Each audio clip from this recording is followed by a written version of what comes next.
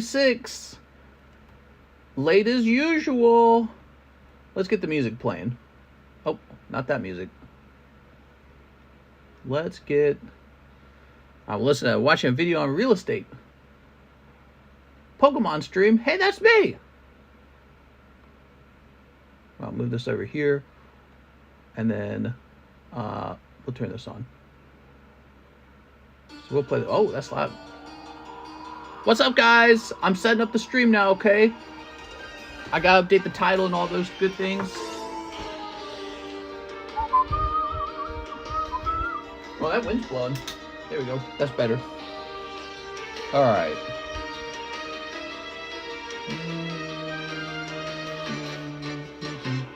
Turn that down a little bit. As you guys know, I am on vacation. And that is my excuse for no daytime stream. That's my excuse for being late. Because I spent the whole day with my wife, basically. She's off work, and she doesn't want to be alone while I work on cards. So I'm hanging out with her, as I should. But she's now going to bed. There you go. Speaking of bed, I think I got 3 hours of sleep, so that's no good. It's exactly what my doctor told me not to do. He said, you have to get good sleep. Alright, we're going to say vacation stream. Ancient Origins break. Umbreon alt break. We should do a Steamboat Willie break. What do you guys think? Wouldn't that be wild? Vacation stream, Ancient Origins, Umbreon break. Giveaways, live card shop. Alright, we do giveaways every night. I like the giveaways. You guys like the giveaways. I think of it as like a promotion, because what I do is I give away cards, TheCardconomist cards. It gives John some extra cards to grade, and you guys get some extra cards to list. I was actually doing a thing today where I was advertising in a TikTok some of the best TheCardconomist slabs listed on eBay, and I was surprised to find out there's not a ton of cards, not a ton of TheCardconomist cards listed on eBay. And the ones that were there, they were kind of highly priced. Like, there were PSA versions of the same card for cheaper, which tells me you need to go in and update your listings to be competitive. Because your price should honestly be a little bit cheaper than a PSA price. That's how I do it when I sell CGC cards. So my CGC grades, unless they're pristine, that is, they are cheaper than a PSA 10, because people will just prefer PSA. All right, so I've done the tags. We need to ping the server. Hello guys, how's it going? Is this pre-recorded? No, we are live. We're going live. I'm just setting up the stream. That's what I do in the first 5 minutes basically these days, because that's how Streamlabs works.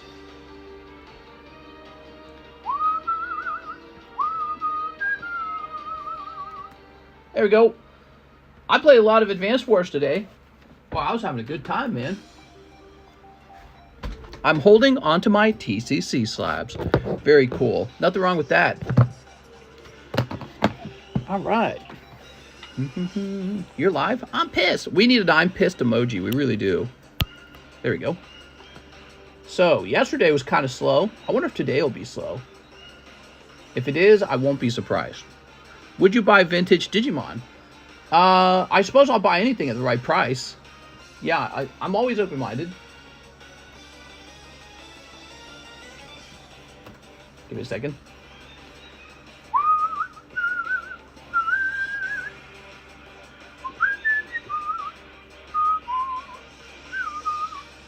All right, yeah, it was kind of a really slow night yesterday. So I am curious if it's going to be busier tonight. I hope it is. What do you guys think? What's your favorite Pokemon? Dude, my heart's racing. I had a whole cup of coffee. God, I'm dumb. I should never drink coffee that fast. I drank this large cup of coffee, and I feel like I'm going to die of a heart attack. Ba-bump, ba-bump, ba-bump, ba-bump, ba-bump. You ever drank too much caffeine? I feel like I drank too much. I drank an unpleasant amount of it. All right, we got lots of cool cards to give away. Sexy Hanada? Ooh. Ooh. How many packs are in an unopened box of the new Naruto? Oh, I'm almost out of those. And it's 18 packs, and for tonight, and tonight only probably, I'm going to raise the price by $1 because You guys just about bought me out of them yesterday. Yes, there's just a little bit of those left. You guys pummeled them pretty hard the first day and the second day, and today will be the third day, and now I'm almost out of them. I got some lovely cards in. Look at all this. This was quite generous. Look at this. So that was from Mr. Ricardo Ramirez. Is that right? Hold on. His name is, here it is, Ricardo Ramirez. Sent me all these to pay for grading on these. So he didn't give me money to grade his cards. He gave me Pokemon cards to grade his cards. And it's kind of a surprise because we didn't work out a deal beforehand. I don't think we did. He just sent these in, and it's just good. I'm like, all right, that's pretty good. We'll go with it. Has Steamboat Willie been pulled? Not yet. Not yet, but I'm determined that we pull that Steamboat Willie. And I need a place for these now. Can I put them back here? I'll put them back here. They might go into those Pokebros. All right. Here's this. Giveaway question mark. Joseph Vasquez sent this, I believe. What do we got here? What? Orangaru, Rayhan, Ben Russell something. Oh, that's wrestling. Cool. Okay. Not these. These are just going to get trashed. Station double. Oh, Mr. Live. What's up, guys? I used to dance under the name Ricardo Ramirez. Have you pulled the Golden Octillery yet? Yeah, we've pulled that before. We pulled that a couple times. That's an older one. That one's from, well, I don't remember what set that's from. Joe Weiskamp? Okay, take these. So I believe this was from Joseph Vasquez, and he's saying, giveaway? Question mark? So, there seems to be 3 sets. WrestleMania, basketball, baseball, football, and Pokemon. Really not that much Pokemon. What I will do with them, let's stuff them into one of these. So you just gave them away for free, but we did it very quickly. We did it in a way that takes no time at all. We're just stuffing them in the Pokebros. Alright, I don't know. It's not even fitting. There's too much stuff in the Pokebros. Okay, let's not do those in the Pokebros then. Tell you what. This will be a giveaway on Nightbot. Okay, cool.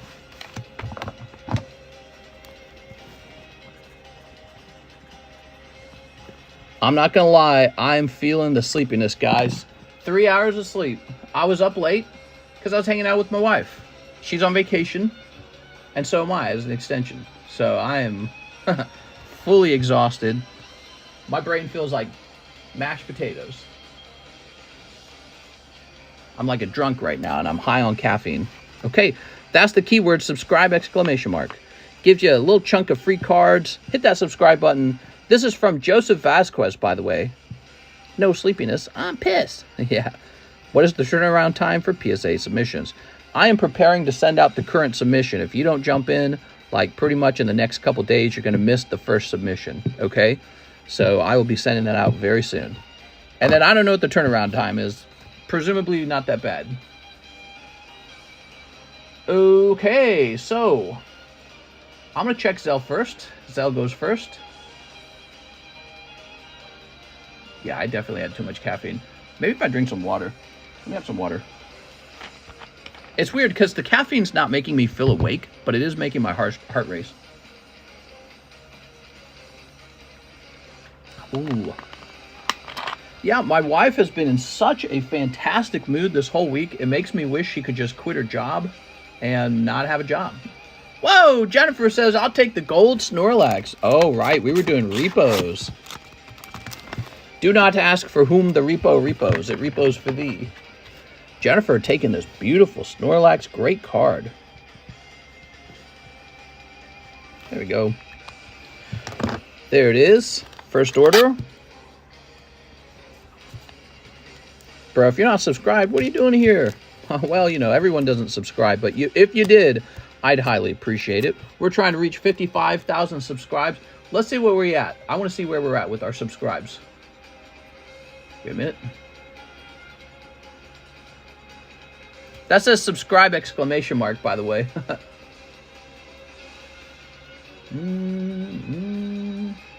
Oh, we're close, man. We are about 75 away from subscribing. Nice. Okay, cool. I say from subscribing, from 55,000. Yeah, I'm very tired. This came back from the repos. This gorgeous Arceus Forbidden Light. Yes, he has sold for a lot of money recently. This is higher than the recently sold price, but he is Pop 26, and there are 0 of them for sale on the market. I've got one for sale on the market, and this is an extremely good-looking Arceus that you probably don't have in your Arceus collection. So I'm very happy to have him myself. Let's see, because I know he is going to sell. You sent a big payment. Oh, yep, Mr. Mike's, I got paid. David Moraes, 1 Ninja Turtles pack. Ninja Turtles! You got it, man. Ninja Turtles. Turtles. Ah, I reached it. You're all putting it wrong. It's subscribe. All right, let's see who won. Oh, I did it wrong. I'm so sorry. I did this last time, too. It's funny. I wrote it down as subscribers in here, which makes no sense. Hold on. If I change it to subscribe, does it work? You know, I did this last time. I'm so stupid. Let me... I'm so dumb, dude. I did this. I gotta work harder on this. These numbers have to be very similar to each other. They can't... It's my own fault. If I just done this from the start, it wouldn't have ever happened. 1, 2, 3, 4, 5. That's the keyword now. I'm so sorry. I'm going to start doing easy keywords because apparently even I can't get it right. All right. 1 book grade for the yellow sticker in the pack. 40 to my SLAB-AWAY, David Moraes. Thank you very much, Mr. David. David, I might give you a free grade today. We're trying to get some bonus grades for John, guys. Let's see. So 40 toward your SLAB-AWAY. David, you've been doing grades for a while. I really appreciate that. David Moraes, Snorlax. So it'd be 738. There you go. Now, let's open this up. These are the Ninja Turtle Vintage Packs. They don't get open a lot. I don't think people even know I have them. But it's a fat pack. They're really old. They're from 1989, the year I was born. So they are 34 years old. You can see they're made out of old cardboard. And you got... Master Splinter. Snagged by the Shredder. Uh-oh. Got any really good one of these? Let's see. Trapped by their foe.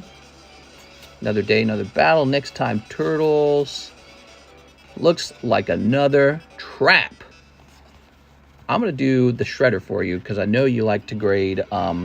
bad guys. All right, so we're doing a free grade for you today, David. Appreciate the order, man. Wow, mister, I'm older than you, says DP Fitness. Here we are. The last drawn in is a good one, says Breaks. Okay, it's a little bonus grade. Yes. We changed mail-in grading slightly. It's no longer a flat $25 when you mail cards in. I think I changed it to be $15 for every 35 cards. So let's say you send in 40 cards. Well, that's $30 to ship back. Let's say you send in exactly 35 cards. That's $15. Let's say you send in 20 cards to grade. That's still $15. See? So it's like a threshold. It's a threshold. Every time you reach the threshold of 35 cards, the shipping goes up by $15. So that's the new style for return shipping whenever you want to do some Cardconomist grading. We've actually had a decent number of mail-ins. I'm surprised because I really thought the majority of the grades would come from the table. But people like to send their already existing cards in. All right, David, you ready? Here we go. Mister, did the mini slab break happen? Let's find out, guys. We're going to talk about that in just a second. Let's get David Moraes' cards put away. I love the mini breaks. They're one of the most popular things on the stream right now. Mini breaks seem to move faster than most things. I think people enjoy the idea of like a low cost thing that they could risk their money on. Here in this box. No. I think it's fun too because it's like you get to do it more often, right? So like if you jump into one big expensive thing, it's like a ride that you got to ride one time. I can't find you, David. Did you have your own box? Maybe David had a box. David Moraes. He sounds like he would have a box. Maybe your bag's on the table, but, you know, I don't see it on the table. We just started. I'm very tired. Did you guys know that? I know you guys are just coming in. I really only got about 3 hours of undisturbed sleep. Just 3. Almost nothing. Definitely probably didn't even get the REM sleep or whatever you call it. Very. And I had a good reason. You know, I was smooching my wife. So we were smooching a lot. And that's worthwhile use of my time. But now I am exhausted when it is time to have a lot of energy. Well, you're definitely not just in the regular boxes. David. Aha! Oh, wait, no, wait. This is Darwin Morales. Never mind. All right. I tell you what. Since I can't immediately find his bag, I'm going to go ahead and create a new bag for him. And he may have a bag on the table or something, but I'm just not seeing it. And I don't want to hold you guys hostage. So let's go ahead and keep this moving. Who needs sleep when you're smooching your wife? I was getting all the smooches. David Mulrace. So we've been wanting to spend our money on a new vehicle because my wife wants a safe vehicle to travel in. But today I was looking at real estate and I saw a piece of land that I really liked. And I showed it to her and she's like, whoa. And she really liked it. Says here, Vix Rips won the giveaway. Vix Rips, could you tell me what your name is? Got to share your name with me, your PayPal name, so I can get these into your bag, okay? Let me know, and I'll get these cool cards in your bag. This is from Joseph Vasquez, by the way. So when are we doing Ancient Origins? You ready? I'm going to talk about Ancient Origins. May 14th, it will go off no matter how full it is. Ancient Origins is $42 a spot. What else you smooched last night? He's lying. All right, let's get this in for David Morris. I had to open a whole box on stream for myself of Ancient Origins. Really great set. Did you know Ancient Origins is now really, really expensive compared to what it used to cost? More than double its old price. Ancient Origins is more than double its old price. Very first time I bought Ancient Origins, it was like $400. Here we are. Mr. likes fishy things. Strong fishy flavors. That's right. More race.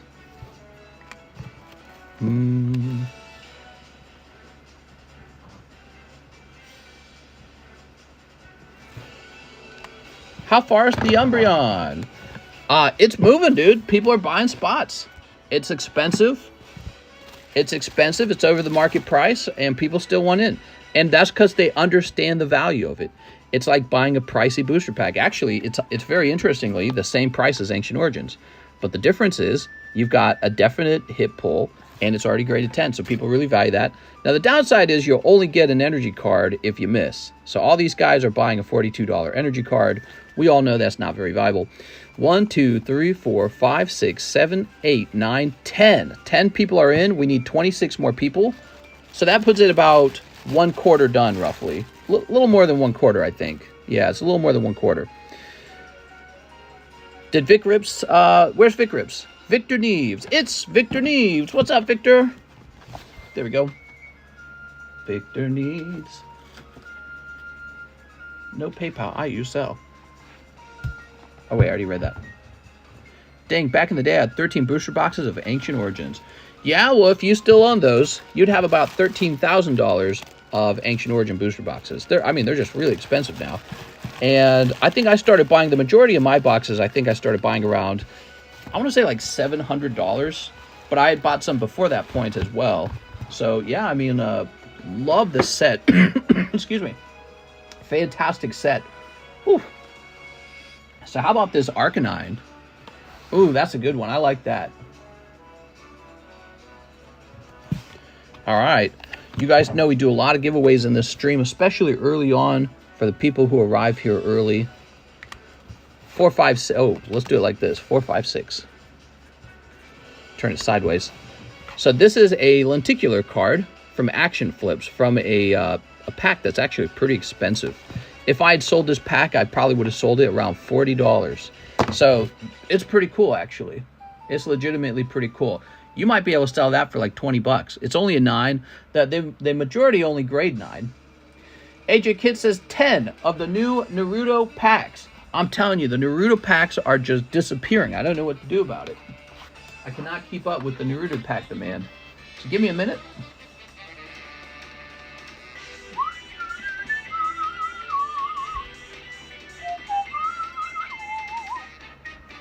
Give me a minute.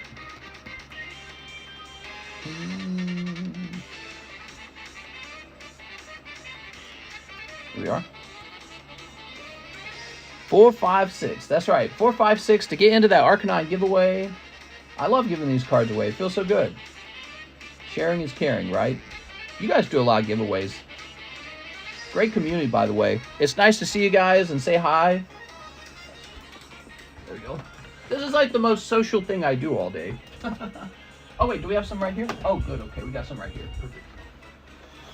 Whew. How do I use the friends and family thing on PayPal?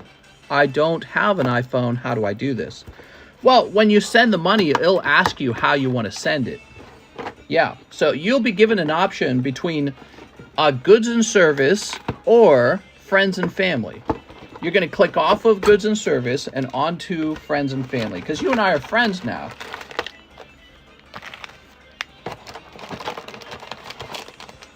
$4.56. Is that long enough? I love how you got it down to the down to small fractions like that, down to the decimals. Couldn't round up, right? Couldn't round up or round down. There we go. Ooh. Lol, of course, mister. All right. These unusually popular Naruto cards. 1, 2, 3, 4, 5, 6, 7, 8, 9, 10. Okay.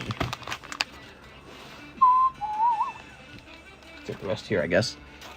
All right. I hope you guys like watching Naruto cards get opened.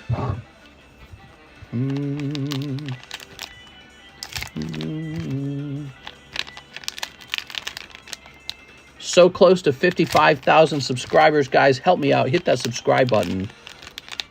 We want to hit 55 so bad. And then after that, we're steaming onward to 56, eventually 60,000 subs. That's the goal, 60,000. If you love me, you'll hit the subscribe button. If you hate me, you'll subscribe anyways, because you're a good person. Is this the Naruto channel? For a little while, people are very excited about these interesting KU Narutos. Officially licensed Naruto cards. All right. And they are really competitive, I'd say, as a card set, because there's not a lot of card sets out there that are making such high quality prints. I mean, the print's about as high quality as the, what do you call it? Dragon Ball. Sorry, my brain's slower because I'm so tired. But the quality of the print's as good as Dragon Ball, and yet you're also getting this lenticular card too. It's really wild. Here we are. Look who you got. Glasses guy. Isn't this the bug guy or something? He's the bug guy. Okay, set this down here for a minute. I can't sub twice. It makes me sad. There we go. Yeah, you can. Go get on another account. Go make your mama subscribe. Mom! There we go.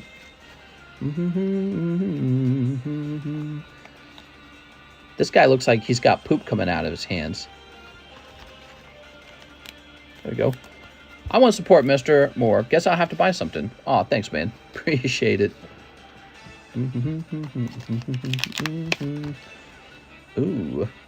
So, we're excited about potentially buying a piece of land. It's not a house. Oh, here's this guy. We found a piece of land, and it's a pretty exciting piece of land.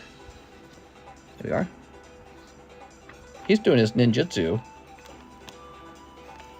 There we go. We'd have to pull out a loan for it, though, and we've got a lot of loans, so it's kind of... I feel like we're kind of maxing out how much money we can borrow and how much mortgage we can handle, you know? And the cost of money is pretty high nowadays. How many acres? 11 acres. It's 11 acres of land. It's really all about the location of the land that gets us super excited. And it was posted about 2 weeks ago, Zillow says it has a 94% chance of selling before any other piece of land. So Zillow seems to believe it's a very good piece of land. I thought the price makes a lot of sense too, because I've looked at land before. Is this Hanada? Damn, Hanada grows up, man. She's all cool now and herself. That's a lot. Where is it? Where is it? It's exactly in the heart of the city of Camdenton. Like directly in the heart of the city of Camdenton. Here we are. Personally, I think it's a valuable piece of land to own because it's so right smack dab in the middle of a developing city. Camdenton's undergoing tons of new businesses opening up. 2 new restaurants just opened up like in the last maybe like 4 or 5 months. And I hear there's a Popeye's chicken that's going to get built. And there's this huge project that's apparently going to occur. It's an active lifestyle community project where I think they're going to build a whole bunch of subdivisions and stuff. Right behind a Walmart, 2,000 acres of land was purchased back there by a rich guy. And he says he wants to develop it into something that's more than just a suburbia. He wants it to be like a whole like town almost or something like that. You know what I mean? So, what's your plans with the land? I don't have any plans. Hold it. Own the land and see if it appreciates over time. I mean, I guess we could develop it. We could build a little house out there or something. That'd be fun. Oops. We really like the area. If I could record it one day, I'd show you how cute it is. It's adorable out there. AJ Kits. Absolutely love it. Oh, man, these are making me go cross-eyed, these lenticulars. Oh, man, that's cool. These are so popular. That's for AJ Kit. AJ Kit. So your bag's over here, AJ. Thanks, man. It will appreciate in value. Well, it better. But I think that here's the point. I think it will appreciate in value faster than other things. Now, that's how you know you should buy it. If it's going to appreciate in value faster than other things. All right. And then I figure I could just pay it down or something. I don't know. Go into more debt. Why not? But I really want to show it to you guys. Can I show it to you guys? Let me open up Zillow. All right.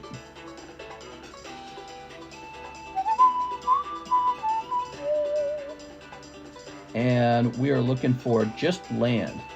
There's a lot of cheap land in Lake of the Ozarks. Very beautiful place, but lots and lots of cheap land. And if we zoomies, so this is where I live. This is the town of Camdenton, and it's a rural small town in Missouri. But it's really, really nice. It has a great feeling to it. And this grid right here is very walkable. There's a McDonald's like right here and a Taco Bell right here. So, you know, those are pretty popular areas. A lot of old homes right here. And they're so like rustic. We go walking here all the time. It feels great. There's a school right here. Or is it right here? There's a school right here. And you hear the children playing in the playground and people are out here walking their dogs. It feels extremely safe somehow. Everyone there feels like they belong there, like they grew up there, their family was there. Now the piece of, let me turn this. All right, pause. Talking over the music. So here it is. It says 60,000 and it's this chunk of land about, no. So this is already sold. It's this chunk of land right here. And it's about 11 acres. So if we click on it, this is it, 11.5 acres, likely to sell faster than, okay, about 90.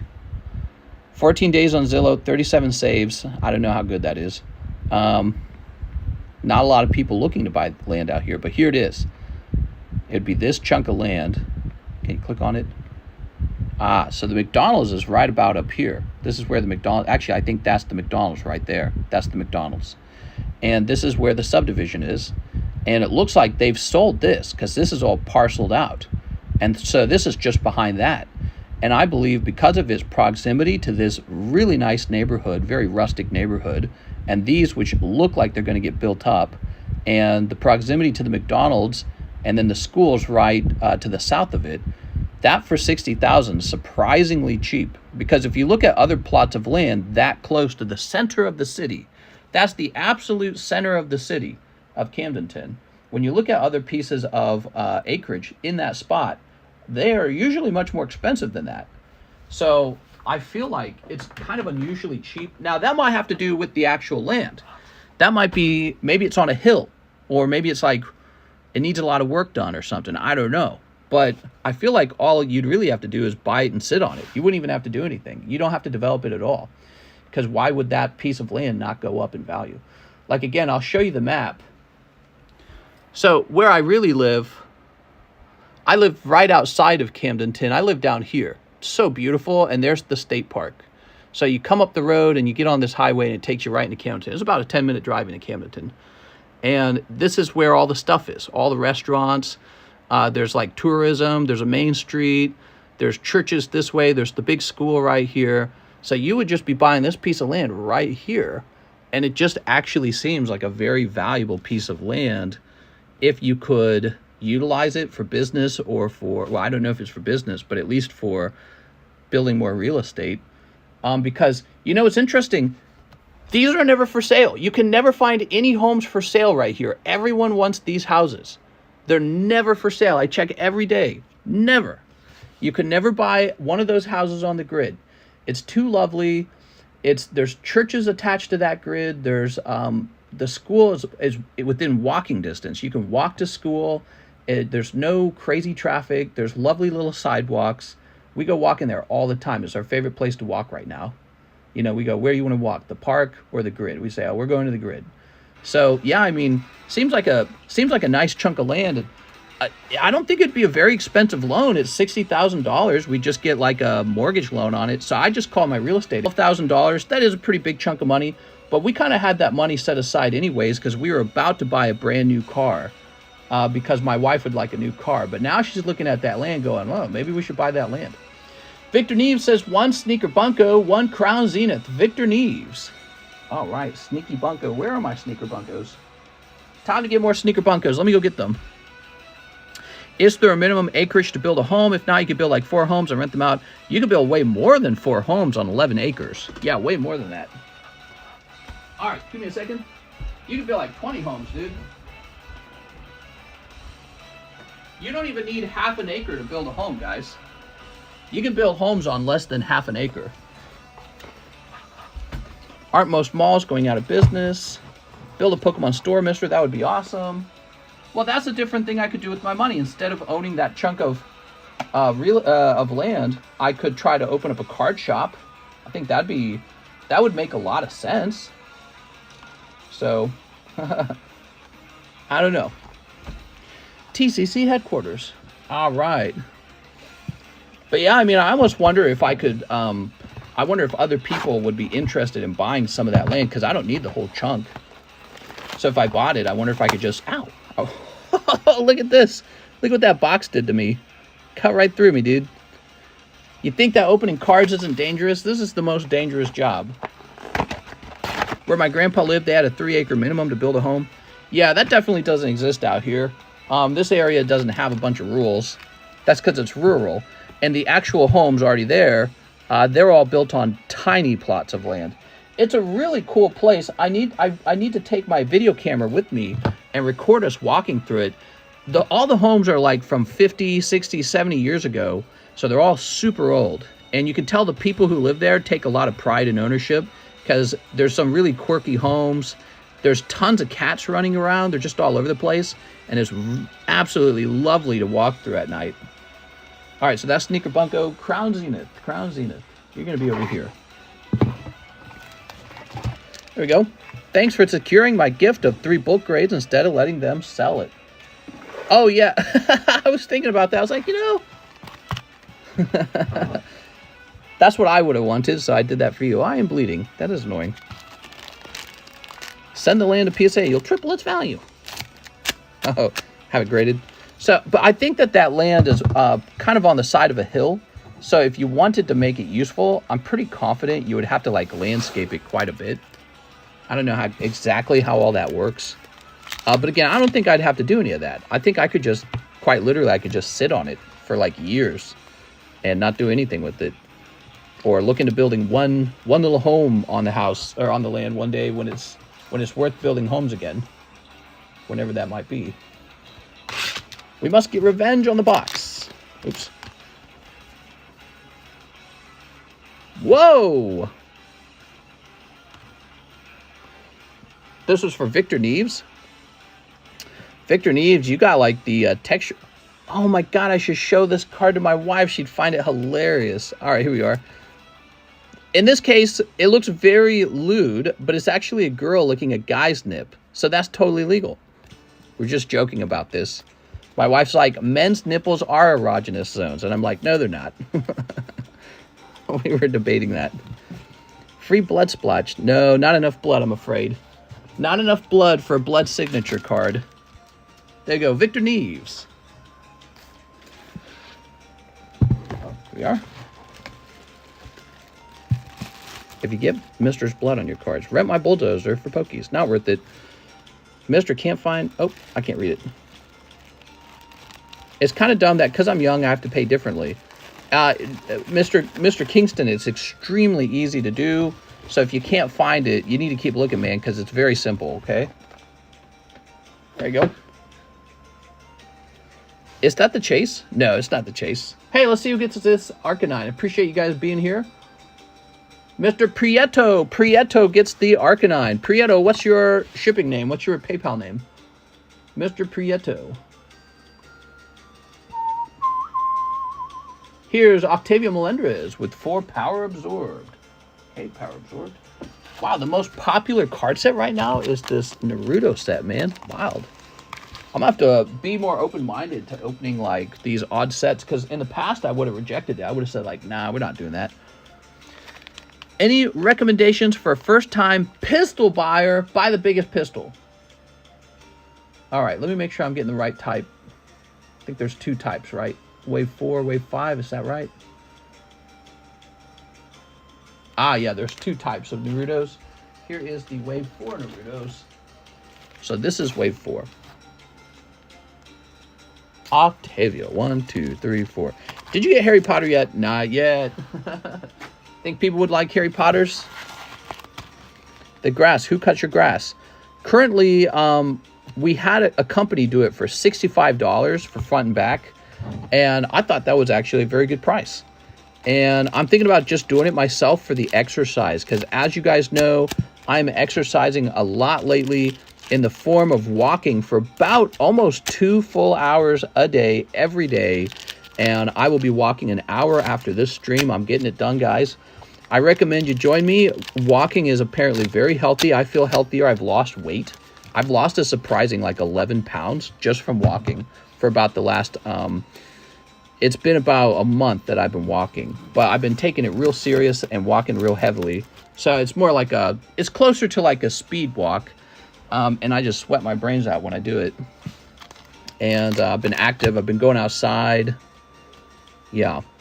So, anyways, I was thinking I should mow my own yard as a form of exercise. Save myself a little bit of money anyways. Full power counter. However, if I don't, I suppose we can just hire somebody to do it. John says he wants to mow the lawn. I think John likes mowing lawns. He's one of those guys who enjoys lawn care. Some people really enjoy... Actually, wasn't that King of the Hill? He liked lawn care. Exercising right now before I head to work. Live stream the walk. Mister, instead of the land, buy a nuke. They gain value very quickly. Hey, why didn't I think of that? Just buy a nuke. Okay, there we go. Man, I feel woozy, guys. I had a lot of caffeine and 3 hours of sleep, and I did not feel well prepared for this. I don't see an option to send you as friends and family. Interesting. Really? Here we are. We got Hanata. Do do do do.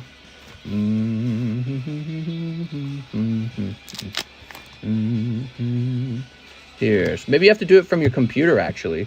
Oh.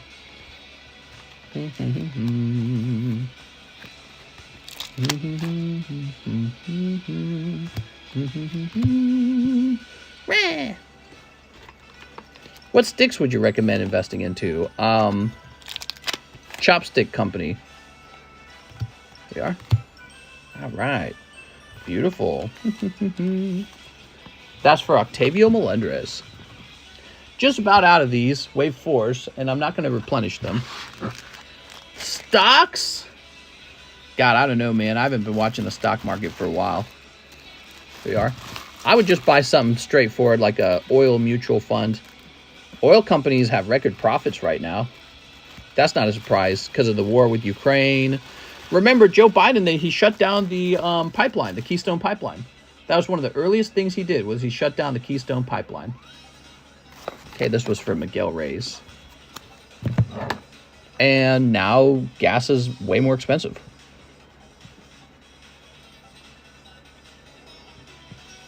And then all of a sudden we were importing oil again from the Middle East.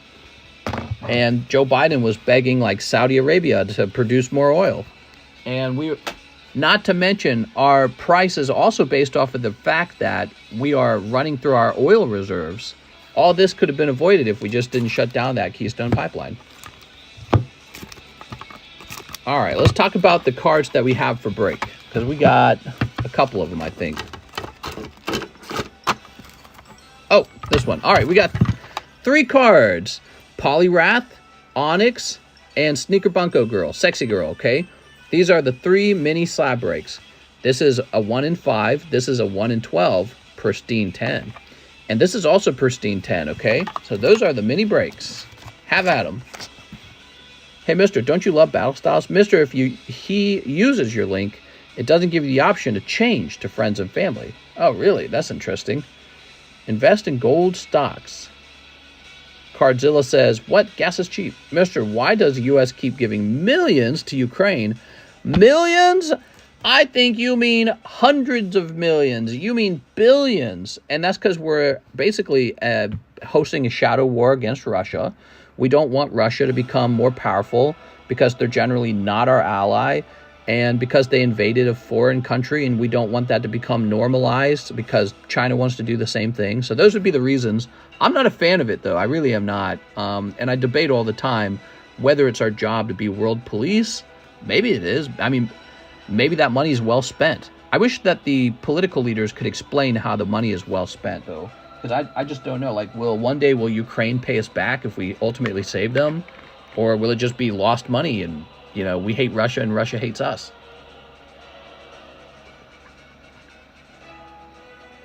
Just a reminder that the whole history of the world has been taking land from each other. It's not like it's ever going to stop. It's never going to stop. So maybe we are actually weaker for having spent that money. Kyle Vale says, Umbreon break. 2 mighty enemy. You got it, man. Mine just automatically uses friends and family. I'm a fan. F Russia and China. Damn hostile countries living in the 3rd age of stupidity. Yeah, I don't like that we're spending the money, but I'll say this. All Putin had to do was not invade. Like, it's actually him. He's the problem. He didn't have to invade his neighbor.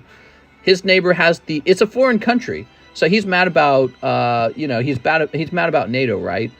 They have a right to join NATO. They're a sovereign country, right? Like, what if we weren't in NATO and Russia was Mexico, and we're like, we're gonna join NATO? Oh, okay. I guess we should go to war with you. I don't know. It's Putin, dude. He is the actual cause of all this. The question is, are we making the smartest moves all the time? That I'm really doubting. 2 mighty enemy for Kyle Vale. Damn you, Putin. Dude, it's like the 20th century. Why are we still hosting wars, man? Think of all the dead Russian young men and even older men dead so that they could kill Ukrainians who are virtually 90% similar to them. They're like the same people. And they're just killing each other over a border dispute. So it's really just about, boys with their toys and government going, this should be called Russia. That's it. That's it. So 100,000 of them can go die, and the whole world can spin into an economic turmoil situation because Putin wants to call Ukraine Russia. That's it, mostly. Kyle Vale. I don't think that Ukraine was threatening to invade Russia. Russia didn't have a existential threat that Ukraine exists. It's like, well, after you capture Ukraine, what next? Poland? After you capture Ukraine and Poland, what next? He just keeps expanding the border. Eventually, you will have a border with a NATO country. So I've heard the argument from the conservatives where they say, well, Ukraine was joining NATO. Yeah, eventually one of your neighbors is not going to be your best friend. That's just how countries work, dude. But so Putin didn't have to do that invasion, and so I do blame him. But should we spend so much on war? Is it well spent? That's debatable. I don't know. I'm not 100% sold on it. I could be sold on it if our leaders were good at leading.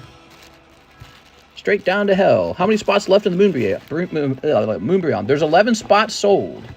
Russia just lost a major tank battle. Be right back. I got to figure this out. Did you see the state of Texas starting to physically stop people from crossing the border because the federal government won't? Yeah, so we have a lot of illegal immigration at the southern border because some sort of rule just ended that allowed us to just kind of kick people back out. And so now people who want into the country are saying, all right, well, this is my time to cross illegally into the country. I think that you could have a hearty debate about how legal immigration should work. Maybe it shouldn't take so long to legally migrate.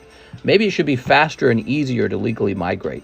Okay, so that should be a debate between Republicans and Democrats on how legal immigration should work.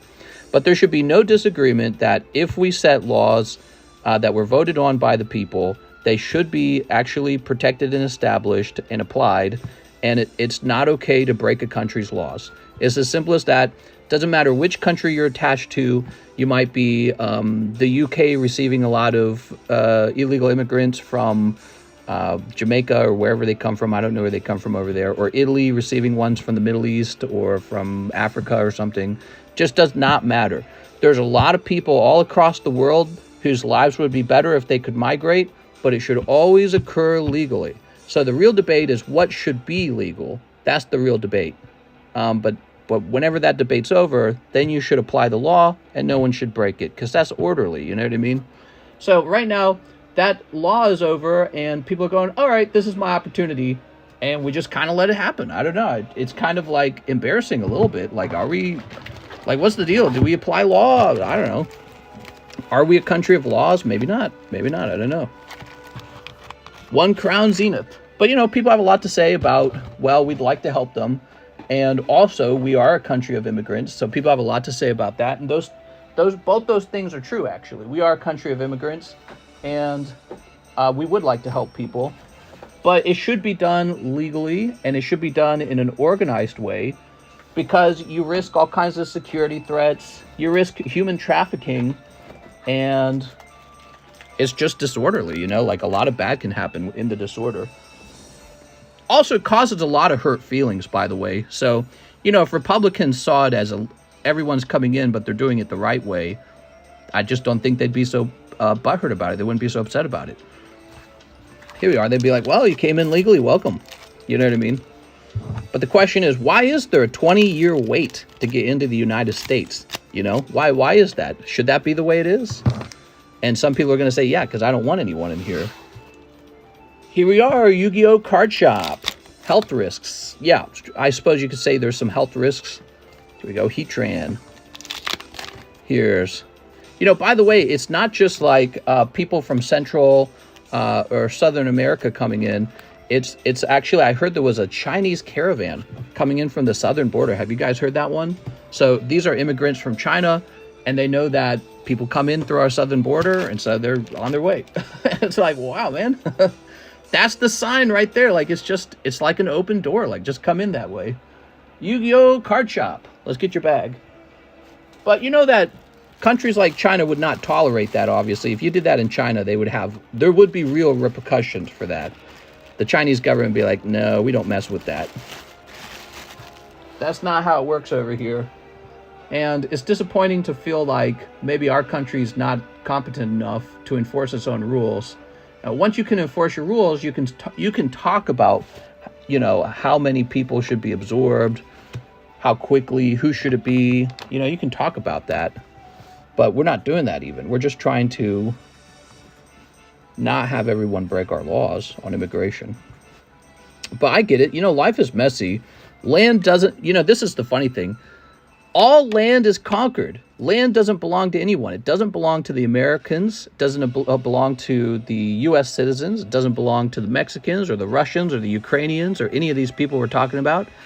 If people can just get in here and take the land, it's theirs, guys. That's how it works, by the way. So, think about that however you wish when you go to vote. It's theirs if they take it. Anthony Clement. That is how we got the land. That's how everyone gets their land. And so if if you're wanting to live in a country where there's rules, you have to vote for rules, and then you have to vote for them to be applied. And yeah, and that's it. And I just don't think Americans care enough is maybe the issue. So if you don't care, then that's how it's going to be. We should send our immigration czar down there. Where does she go? Wait, mister, do I select friends and family on PayPal app or website? Either. It's a national security threat. I agree, actually. Mister, why not take a loan and buy Russia? You can end the war. I submitted my payment through Zelle. Why can't we let people in and put money towards vetting them and making sure they're paying taxes? Is raffling cards online legal? Well, these are not raffled cards.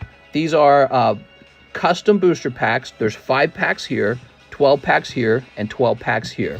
And these are the custom booster packs. Here's what they look like. And each custom booster pack comes with the card. One of the custom booster packs also contains this pull. So they're basically custom booster packs. Great question, Space Jesus. Well, we have a lot of money for war. A lot of money for war. All right, Mr. Anthony Clement, you are in the Umbreon break. Let's see, what else? Mr. Yu-Gi-Oh! Card Shop. Spencer Ball sent me a penny, but no message. I think he meant to attach a penny. Oh, no, wait, that was Kingston doing some kind of test. All right, got your penny, Mr. Spencer. Jerry Chang, thanks for the awesome pull last night. I'd like to send the Adventure Time Fin card for PSA grading. Also, do cards in the Cool Kid box get a free TCC grade? If so, can I get the Lugia Merlin sticker graded? Yes, sir. All right. Jerry Chang, look at this crazy thing he pulled. Wow, he pulled this yesterday, guys. He's going to make some money on that one. Okay, he's also got this. And you do get a free grade. 2 free grades. So now there's 1 free grade. What's up, Russ? How's it going, Russ? I heard there was a hotel, and the hotel is being paid government money, that's taxpayer money, to host a lot of immigrants in it at the cost of like $200 per day per group, I think. And I don't remember what the math was, but the math came out to like $100,000 a day. And I thought that's one of those scenarios that's going to trigger people maybe like me, because it's like, well, you know, that's socialism, dude. We are a country of immigrants, but when people immigrated the first time, you know, like 100 years ago, there's no welfare. There's no welfare. So why are we doing welfare? Like, if you're going to do a lot of immigration, why am I paying for it? At least don't make me pay for it. I don't want to pay for it. I don't want to pay for criminals who sit in jail. So we talk about that subject. That's a separate subject. We send all these guys to jail for like weed and all this other crap. I don't want to pay for that. But I don't want to pay for people to immigrate over here either. That's not my job. I didn't vote for that. So, you know, if you're going to come over, figure out some way to take care of yourself, but don't make me pay for it. Because I could send that money to any poor person anywhere that I want. Maybe I want to send it to the Philippine Islands. My grandma's Filipino. You know what I mean? So if I wanted to, I could send my money to a Filipino orphanage. But I don't. And I don't want to pay for other things either. That's life. That's life. So if you're going to have a lot of immigration, at least don't make everyone else pay for it. And if you do, well, then people are going to get like mad. They're not going to like immigration. They're going to, I don't like immigration, because it just means that I have to pay for things. Here we go. And it's kind of tough to see that because a lot of Americans are struggling right now. There's a lot of Americans struggling in places like California with drug addiction, with homelessness. And so we need our resources, because those problems have not been solved. Those problems are just out in the open air. There's not enough homes, but at the same time, the government has hundreds of thousands of dollars a day to post for people to come from a foreign country and to pay for them to be put up in a hotel. Why doesn't the government take every homeless American and put them in a hotel first? And so that just kind of doesn't make any sense. And really, I think that comes down to partisan politics. That's why it happens. Here we are. Oh, beautiful. This is going out to PSA. Of course, a Republican would say, we're not paying for either. Democrats say, well, we're not going to help the homeless, but we'll pay for the immigrants. So, yeah, it's kind of sad for the people who are struggling in America, because they're the ones who kind of are the ones being ignored, I suppose. I don't know. I don't know what the strategy is. I don't know what the logic is. Next up, we got Sun Van Fan 20 Lost Origins. Great order, man. Mr. Sun Van Fan. Did you see the double sub messages? I missed it. Hold on. Russ celebrates 32 months. Wow, it's been a long time. It has. Wow, 4 more months is 3 years. Can you believe that? All right, let's see. Brilliant Stars. We should send our immigration czar. What else did you guys say? Why can't we let people in and put money towards vetting them? Is raffling cards online legal? Gotcha. The Finn signature is going up on tomorrow's YouTube short, says Mike Side. Nice. Filipinos are good people. Immigrants appreciate and value. Why can they just elegy off their ass and work? You're talking about the homeless? That sounds like what a Republican would say. Trump did a town hall on CNN. Really? Is the Charizard Holo a good card to grade? I have one. Yeah, Charizard's always good. CNN was trying to get Trump so hard. Well, you know what's impressive is that he goes on his opponent, right? Like CNN does, obviously not a big fan of Donald Trump. Why doesn't Joe Biden do a town hall with Fox News? So it's very impressive. He's trying to impress people. He wants to have to debate, you know, his opponent. And I think the Biden administration basically says, no, I'm not talking to anyone. And the reason for that, of course, is because Joe Biden has massive cognitive decline. It is very obvious. You just have to listen to him talk in the past and compare it to how he talks now. He has massive cognitive decline. That's why you don't hear him arguing or talking very often at all. And when he does, he always says something that's like incoherent. 4, 5, 6, 7, 8, 9, 10, 11, 12, 13, 14, 15, 16, 17, 18, 19, 20. But yeah, you know, I think it would be great if we could vet the immigrants coming in and just give them a fast pass. Say, all right, you know, do you love America? Do you love capitalism would be one of my questions. Do you love capitalism? What is your work skill? What kind of job can you do? How do you feel about welfare? Do you like it or do you hate it? You hate it? Come right in. You know, like I would love to just absorb all the capitalists right into America. Like, who cares? Just get all of them in here. Here we are, Mr. Sun Van Fan. Unfortunately, it's more likely to be the other way around. We're going to do massive handouts, and at the cost of the American taxpayer, these handouts, I don't think it's fair. There's people, you know, I was debating with your average player about socialized healthcare, and I was saying, you know, in America, we want lower taxes, and then you need to get a job and save up for healthcare. What's like, you're definitely not going to be able to do that if the price of healthcare is exploding, because the government is actually subsidizing healthcare for people who came in and didn't pay into that system for very long, but then, you know, became a pressure onto that healthcare system. Here we are, financial pressure or demand rises. You can't find a house in some places in America. Well, you know, if you increase the population rapidly, part of the reason is because you're competing for a home. Maybe the government's giving government homes away. Anyways, so it's a great conversation. Nobody should ever be racist about it. I think that there are racist Republicans and probably some racist Democrats too, but nobody should ever be racist about it. But it is a subject of finances, and it should be talked about because America's kind of poor in my eyes. We look rich, but I feel we're not actually rich. I feel this country is at a point where it is kind of poor right now. We don't have enough money to take care of people. The cost of living is almost unbelievably high in some places. Look at this Giratina. Opportunities seem smaller than they were like 10 years ago.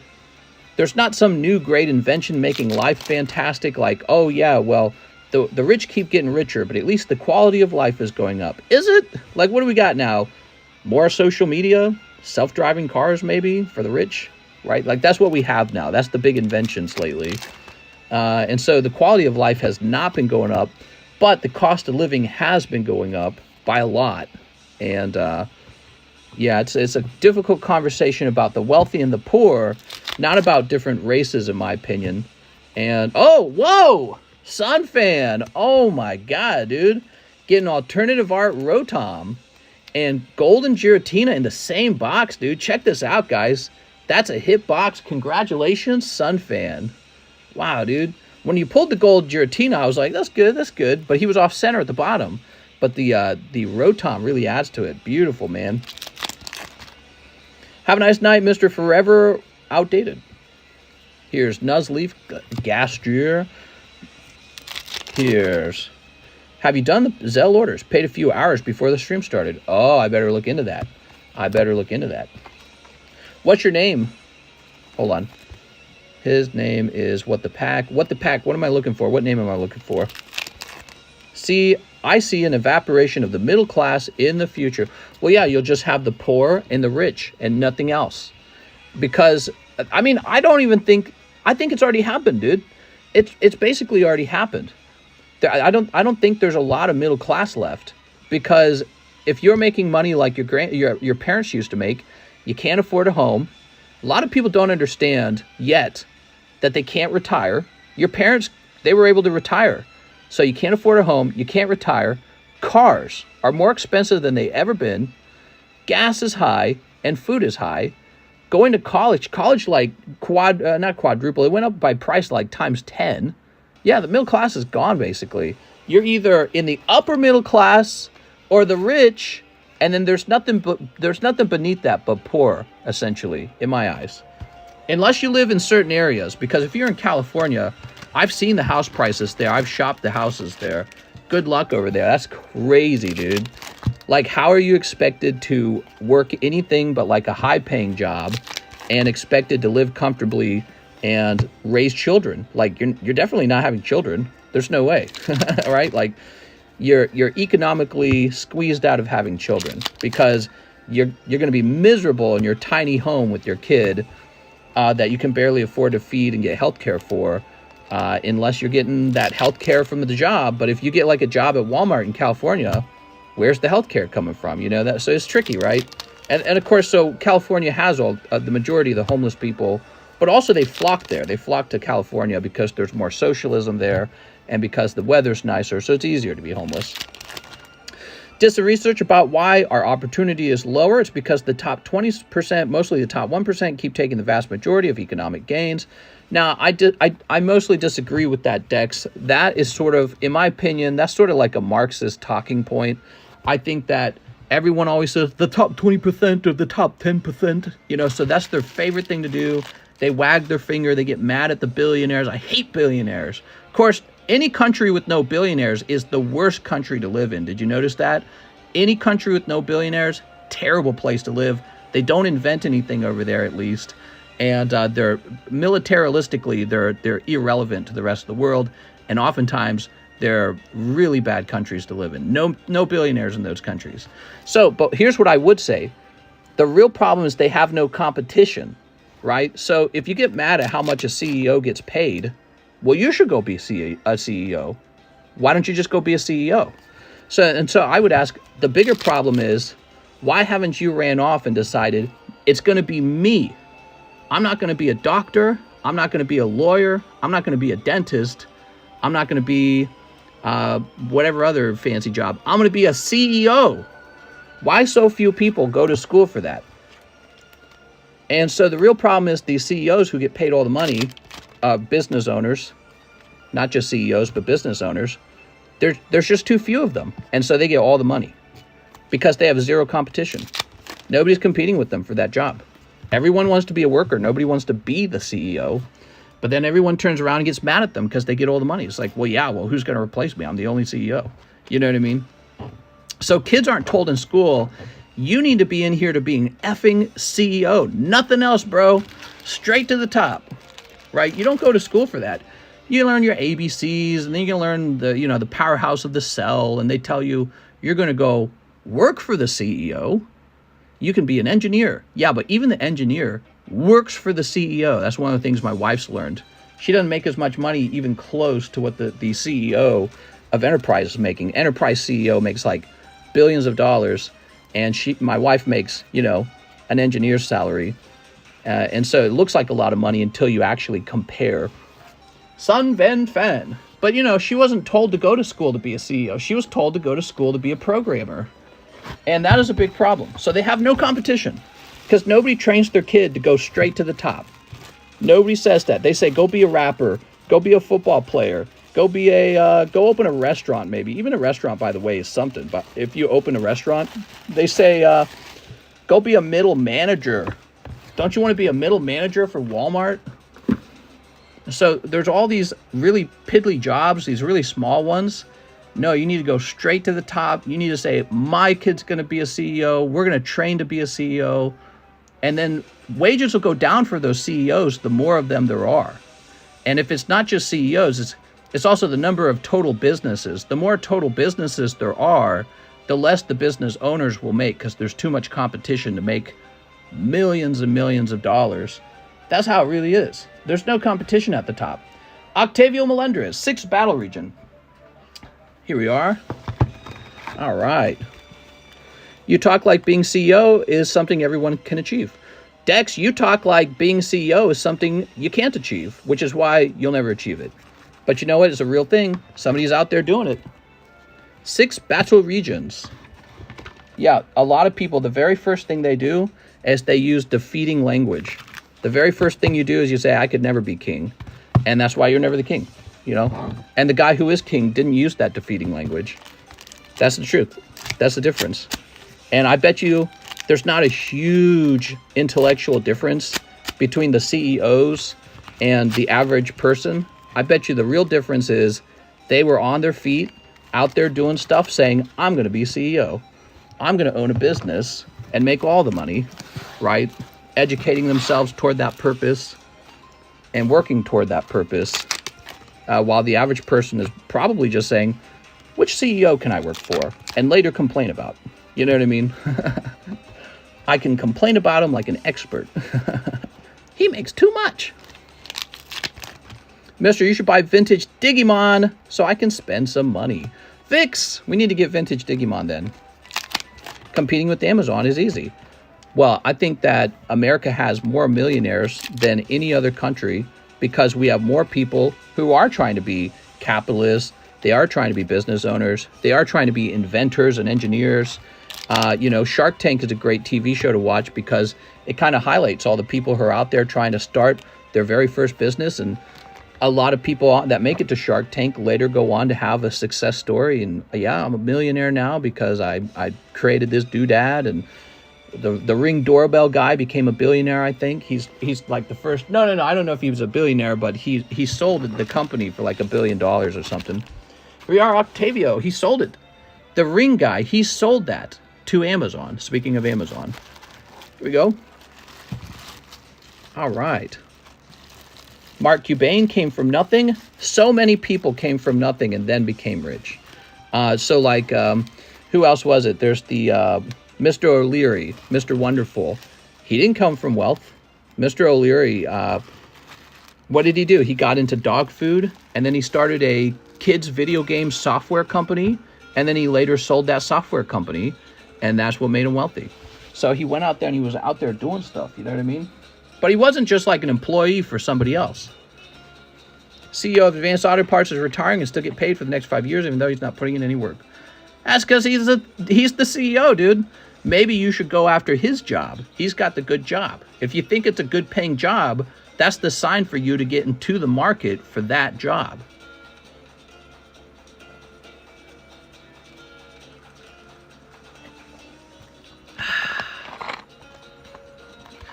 Large corporations lobby for restrictions to make it to compete with them. Yeah, so capitalism is one thing. Crony capitalism is when people try to use money to actually stop competition. And we're supposed to have laws that protect us from that. Beatrice Moniz says, Aloha, mister. Can I please get that Nidoran? Yeah, let's get that Nidoran. That's a cute one. Here it is. Aha. It says it has a mark on it. Where? I don't see a mark.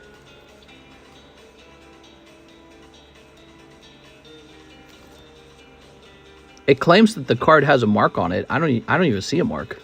Wait, maybe if I take it out.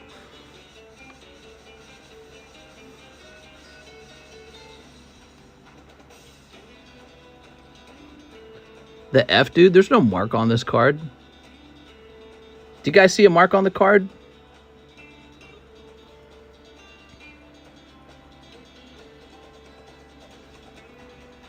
God, dude. It says MK for Mark. I have no clue. Cold minis? U.S. presidents get paid even after their term ends. Yeah, so it's the retirement, correct? You got it, Beatrice. You might have gotten a steal there. Might be a wrongly graded card. There we go. I got a buddy named Mark, but he's not here. Beanie weenie, mister. Next up, Russ. 32 months, yay. Please, one Azura and a General Mills. You got it, man. Anything for Russ. Hey, Russ, are you watching? Give me heads or tails, Russ. One Azure Lane.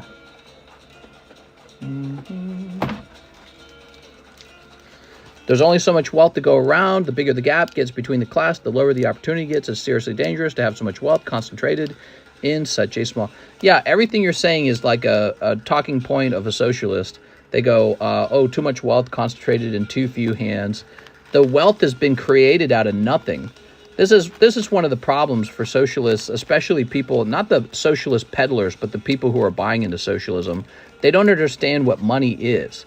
So the reason that those guys have all that money is because you voluntarily bought something from them that you wanted.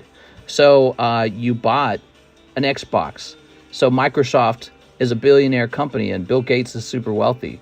You bought a nice vehicle from the Ford dealer because Ford invented a car that you would never invent in 1,000 years on your own out of sticks and mud, right? But they made it all happen. They got the steel and the oil and all these other things together, the machinists, the engineers. So they did this marvelous thing, and now they charge you for it. But you bought it, and now you have a vehicle. So you got a vehicle, dude. There's people in the world who don't have vehicles that they can easily buy or finance. So you're surrounded by all this stuff that you bought. And now the people you bought it from are rich because they invented things that you wanted. And now you're mad at them for it because they happen to sell it to a lot of people. They sold it to maybe 1 billion people. Maybe they sold it to 300 million people, but now they're a billionaire because they affected so many people's lives. Now you're pissed at them. I'm pissed. They got too much money. That's what that is a sign that they changed society. They offered something that society badly wanted. There's some cases where really rich guys were nothing but, paper pushers. That'd be like Wall Street guys who just trade all day. But even trading money is about the efficient allocation of resources. And so sometimes even pushing that money around is a meaningful thing. Here we go. Let's see. Because it means you've put money toward the best investment, and that investment occurred sooner. The growth of that product occurred sooner because it was financed correctly. Because that's how money is made in the stock market. You finance the correct thing. Here we are. All right. You'll get that permission slip from your old man. Mister, would you ever consider a first edition base set pack break? Yeah, well, we have one, sort of. Do you see this? Base set sublist? This is base set booster. So if you fill this out, $20 a piece, you'll get a whole booster pack to yourself. All right? And you'll be in the new box break. That's for Russ. Russ, no crazy ones came out. Mr. Russ. I put ship out too. You got it, Russ. Shipping? Russ, you don't really want to ship. You want to keep your cards here forever, Russ. Here we are. Russ, that bag is like 3 years old. Did you know that? Almost 3 years old. There we go. I think we are in Ukraine due to Hunter Biden. What? Tails? All right, here goes, guys. Heads. I'm sorry. All right. If it had been heads, I'd have done a little, or tails, I'd have done a little giveaway for you. Okay, Mr. Russ.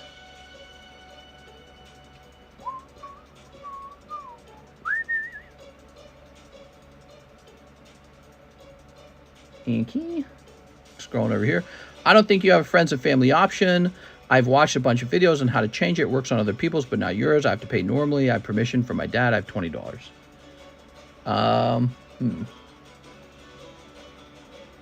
Very interesting. Can someone else test and see if friends and family is open? Let me grab this. And if it is open, can you explain how it worked? It's interesting because I know that is open. Do you know why?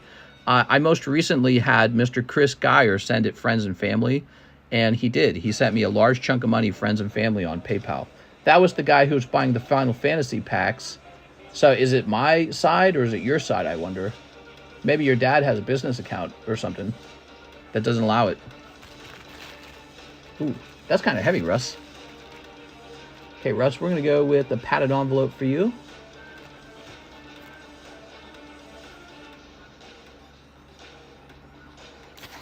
It doesn't show me on my app or PC. I didn't see it, says Dabu. I didn't see it. There's no option for friends, family. Very interesting. I wonder if PayPal could have detected that I was receiving friends and family, and then they said, I don't want you to do that. It's your side, mister. Look at chat. Wow, heavy bag.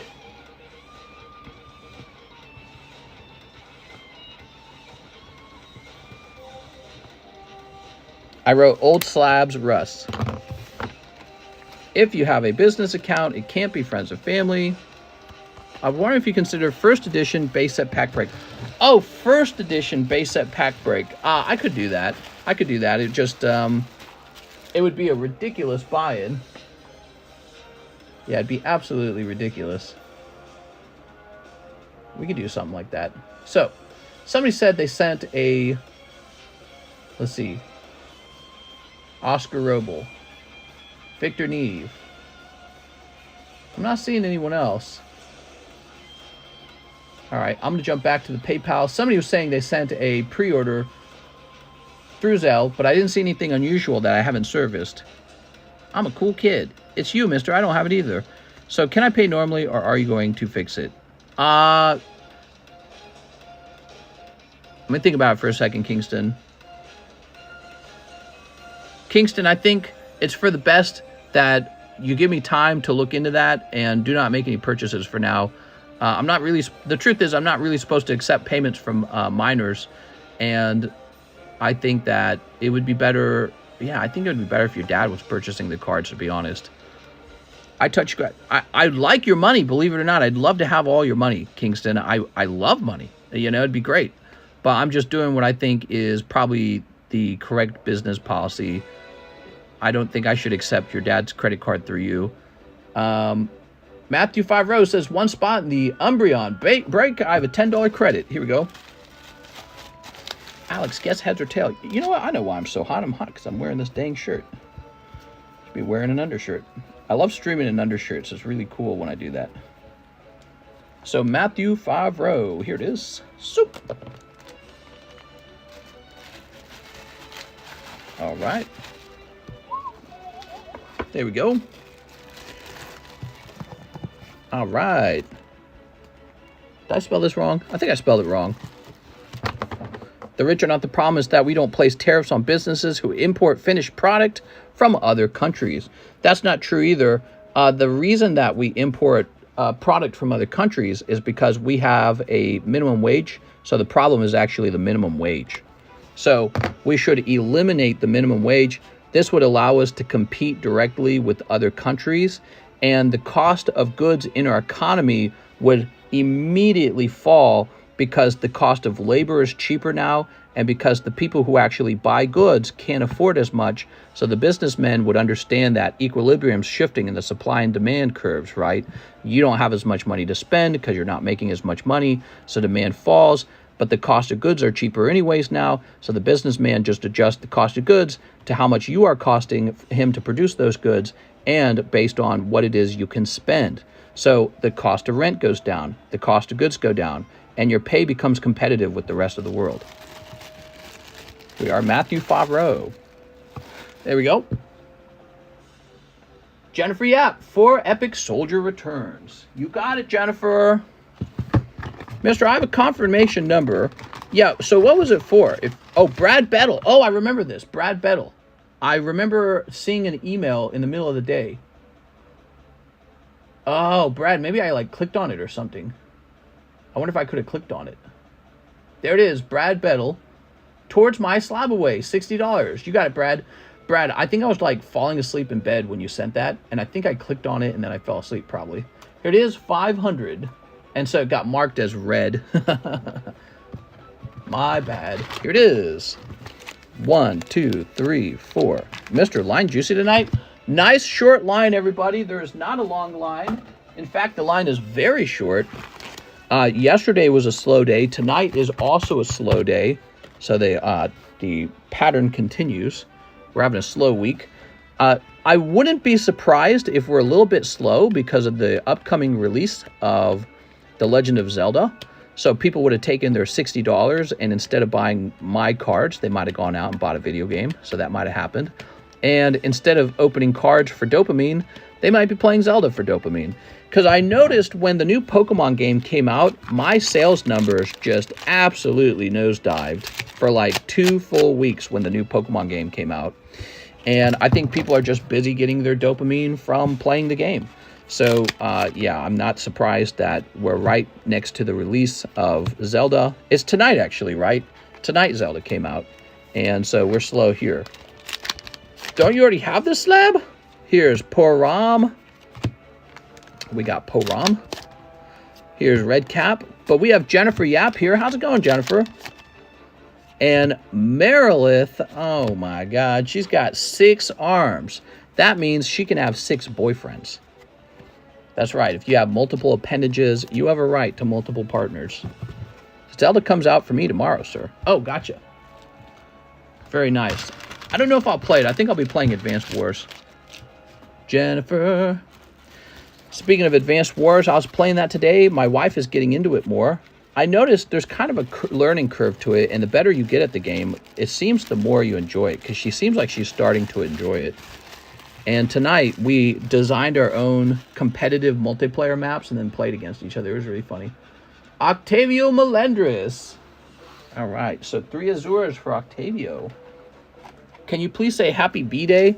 Happy B-Day! Been a while since I played it, says Sunfan. I'm an Advanced Wars expert. When I was a kid, I played that game night and day, backwards and forwards, and then I replayed it again later in life, and now I'm replaying it for like the 3rd or 4th time. I can't get enough of it. When you get really fast at it, when you click the buttons really fast, you know, it's like crossword puzzles or Sudoku or something. I don't know how to describe the feel you get from it. You get like a brain feel from it, and it absolutely tickles my brain. I love playing it. It's easily one of my favorite games. I'm going to play Can't Wait. We all know Spot 1 will win the Boob Slab. I play the Nintendo 64 one. Nintendo 64 one of what? Here we are. Is there any way I can pay you Funko? Here we are. Here we are. Do you have any tips on controlling your constant require for dopamine? I'm trying hard to focus more on delayed gratification, but damn, it's tough.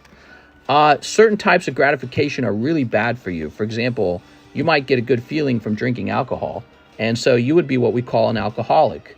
And then you're going to die of liver failure. I was watching some TikToks on liver failure because I was just morbidly fascinated. I watched a guy who was just about dead. He actually got a liver transplant and lived, but he could not even blink his eyes. He looked like he was basically a tomato, you know what I mean? He was in a vegetative state. It was that bad. And I'd never seen anything like it. It actually absolutely scared the bejeebus out of me. I'd never seen anything so bad. And he lived through that apparently, but he had liver failure and he was in the terminal end stage of liver failure, but he was a lucky one because he was chosen for a liver transplant. Apparently not everyone gets a liver transplant. So, Mr. Octavio, here's your bag. So anyways, that's a great example of dopamine addiction, because that's what I think it is. I think that when you have to have your pleasures like eating cakes and cookies, sitting on the couch, that's pleasurable.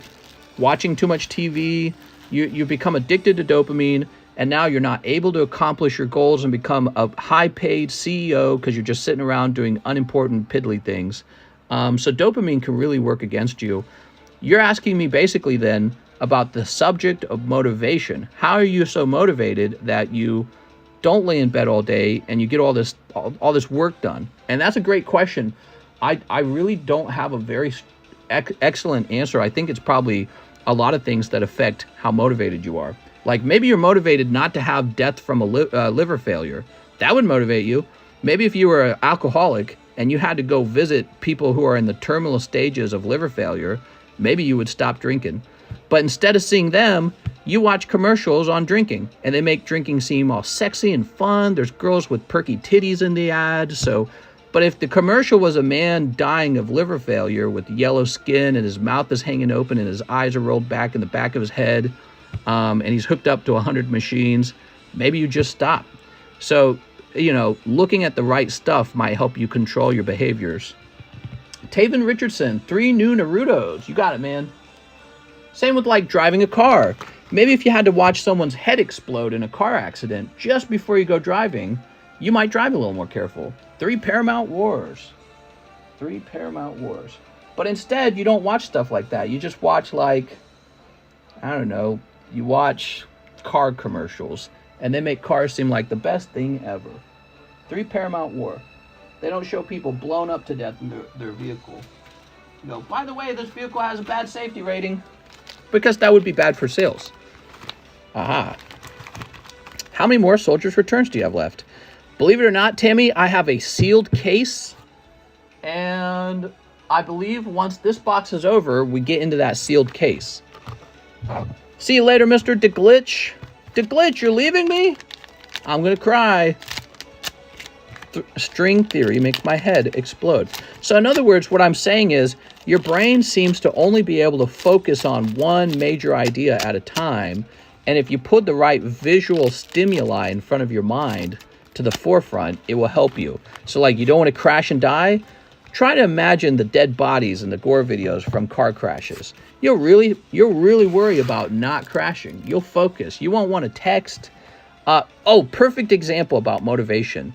A lot of guys have a heart attack, and if they live through it, which many of them will not, after they've had the heart attack, they go on to lose all their weight because now they have motivation. They go, you know what?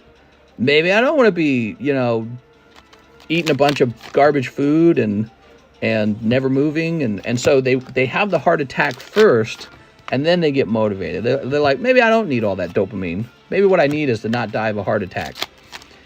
That's a mistake. They get motivated later. And you don't want that. You don't want to be motivated when it's too late. That's the same with dopamine. So whatever it is, if you consider it an addiction, if you consider it causing a dysfunction in your life, maybe you should see the end stages of that dysfunction and have that image in the front of your forethoughts in order to help motivate you. I don't know. You forgot my name. I would never forget your name. Mister, I seen someone with alcohol psychosis. Look it up. Scary. You mean cirrhosis? Cirrhosis of the liver? Is that what you mean? He's cheating on his wife with someone named Tammy. We figured it out. Who are you talking about? Not me. Oh, who's Tammy? Here we are. All right. Tammy is Gen 2.0. What are you guys talking about? You guys are saying crazy things. All right. We got this purple hair guy, pink haired guy. Very good. All right, all right. So sometimes maybe the problem for people is they're not very good at looking 30 years into the future and imagining the outcome of their behaviors, the consequences of your actions. And for me, that is something I've never actually really struggled with. I've always been able to think about the consequences of my actions, maybe too much, maybe obsessively. There we go. You called me Tammy, mister. Did I actually call you Tammy? Oh my God, I'm sorry. I think I did that to somebody else one time. I think everyone's Tammy. Taven Richardson. Tammy's such a great name. Tam. All right. Taven Richardson. Let's see. He is going to be over here. Nope, I've not yet, but I have hope, says Gen Y. All right. I called you Tammy. That's funny. Maybe my brain like categorizes people in my mind in certain ways. All right. All done with Taven Richardson. Sun Van Fan, 20 Fusion. Let's see, 20 Fusion. Watched the Trump CNN Town Hall. It was hilarious. I wanted to know how many packs left in the box of Soldier. I want to finish that box. For this box, I almost did it again. 1 pack. You know what, Jen? It's funny. Tammy normally would buy a lot of Final Fantasy. So when you're asked about Final Fantasy, I go, oh, Tammy or Kip F is asking about Final Fantasy. Yeah, there's 1 pack left in that box, and then we start a new one. That's 13. I almost did it again. Keep in mind, I'm running on 3 hours of sleep, guys. I don't want to hear it. That's 16. 3 hours of sleep. I said that multiple times now. 17. Very tired. I'm crashing, man. This is the Platinum Cynthia song. TCC is cultured. Well, I didn't play it on purpose. It auto-played. I don't even think I played Platinum. Team No Sleep. Can I get that pack? You absolutely can. 1, 2, 3, 4, 5, 6, 7, 8, 9, 10, 11, 12, 13, 14, 15, 16, 17, 18, 19, 20. That's 20 packs for our bestie, Sun Van Fan. Sun Fan, I'm so glad you returned. Where were we without Sun Fan, everybody? I was lost. Sleep is important, mister. Yeah, that's... My doctor just recently told me that. He told me it was important. I had a doctor checkup, what was it, about a month ago? And I didn't tell him that I was having bad sleep. I was telling him other, feelings. And he told me, like, repeatedly that I needed to get better sleep. I was like, oh. It's funny. I sleep on the floor in a very kind of gross bedroom. I never made myself a bed in this new home. I'm taking a sip of Bud Light for Tammy. Mister going to go delusional with no sleep. Yeah, actually, I feel kind of dizzy almost. Like, when I turn my head left or right, I don't feel like I have that sharpness that I normally have. Somehow, I'm speaking well. I don't understand that either. The thing is, I didn't sleep well yesterday either. So, 3 hours tonight and probably like 5 hours the night before. And all this is because my wife's on vacation. So, normally, I would go to sleep around 7, lately around 8. And she's keeping me up to like 11, 12. Today, she kept me up till 2 p.m. 2 p.m. So, I didn't go to sleep till about 2. And then I woke up, I woke up at about 4:30. So, actually, I think it was less than 3 hours. There we go. Sun Van Fan. Alex's birthday slab paid down yet? Not yet. Let me show you.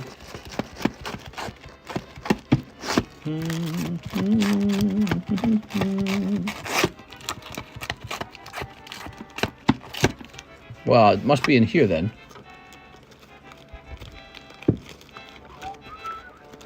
Ah, here it is. Down to $49. Alex's birthday present. You can donate as little as $1 to that. Electric. What? You got 2 reverse hollows. What? How does that work? And a rare. I just noticed Alex isn't here. What? Get Alex's butt in here right now. I'm about to go crazy, man. He can't be missing. Oh, Chandelure. Beautiful, man. Look at that Chandelure, everybody. That's worse than alcohol, mister. Yeah, missing sleep is pretty bad for your body, but I'll catch up. So we donate, and then it's Alex's graded cards. Yes, it becomes Alex's card. Alex requested I write the names down of the people donating, so I started doing that, and he'll keep the sleeve of the card, too. Schoolboy, he's got a little nose. KK sending for birthday slab. Oh, here's Lucario. Konnichiwa. Do do do do do do do do do do do do do do do do. Here's Cursola.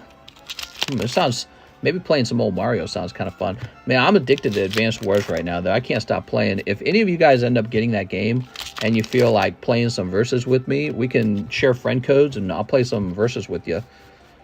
TCC said konnichiwa. Konnichiwa. Oh, konnichiwa.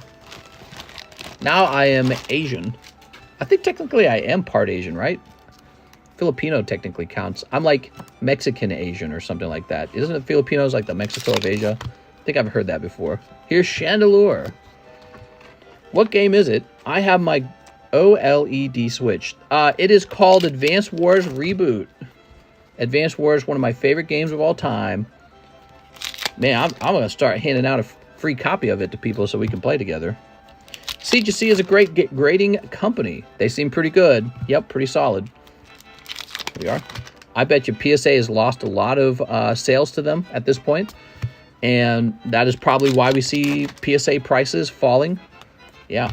CGC entered the market at just the right time, really. Here's a luxury. Going to GameStop tomorrow? Thanks. Oh, really? Yeah, if you play, let me know. We can share friend codes, and it just allows you to do verses together, I think. well, maybe you could do a cooperative versus the computer. I'm not sure. And yeah, I'll beat you up. Philip Pipos are Mexican. All right, what's the game like? Advanced Wars? Man, I should play some Advanced Wars for you guys. Wait, I think I can. I can play some Advanced Wars for you guys. The Switch is a handheld. I'll bring it over here. So, Sunfan, I'll give you guys an example real fast. And then everyone will stop watching the stream because nobody cares. They'll be like, I don't want to watch this. I want to watch cards get opened. We are. It's a turn-based strategy game. It's kind of like if chess were fun. There we go. All right. Sun Van Fun. Okay. Let's check ZELLE. We got Andrew Zhang. One Azure Lane Snipe. You got it, man. Is it turn-based? Yes. It's turn-based. It's a very old title. It was made by a company called Intelligent Systems. And guess what? They're the makers of Fire Emblem. So they're the software company that made Fire Emblem, and they work on Fire Emblem to this day. So they also made Advanced Wars, and the games are very similar, actually, except Advanced Wars more like little military units, and it was extremely popular for a while, and then it kind of fell off. I'll tell you why it fell off, is because when they made Advanced Wars Days of Ruin, they got rid of all of their original characters. They worked on them for like 4 games, or maybe it was 3 games, and then they just threw them away like they were trash. And so it's like if you had Mario 1, Mario 2, Mario 3, and then you said, you know what, let's get rid of Mario, we'll get rid of Bowser, we'll get rid of Peach and Yoshi, and just bring in all these new characters. So they did that with Advanced Wars, and I think it ruined it. I really do. They shouldn't have done that.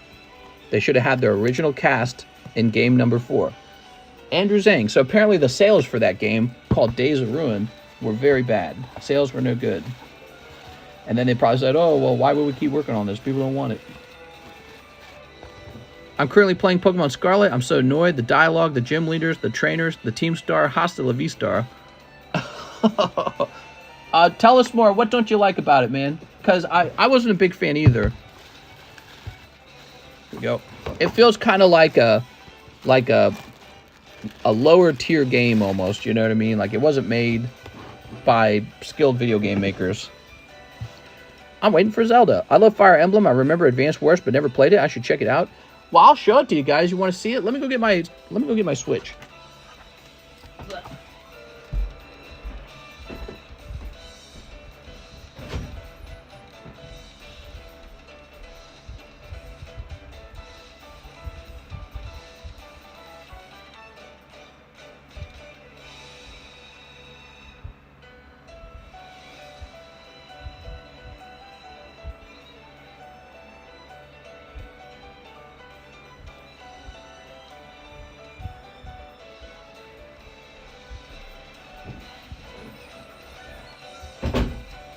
Okay, I don't want to play very long. Maybe just about 5 minutes, okay? 5 minutes of your time, and then we'll go back to opening cards, okay? Look at that. Move that out of the way. So this is Advanced Wars.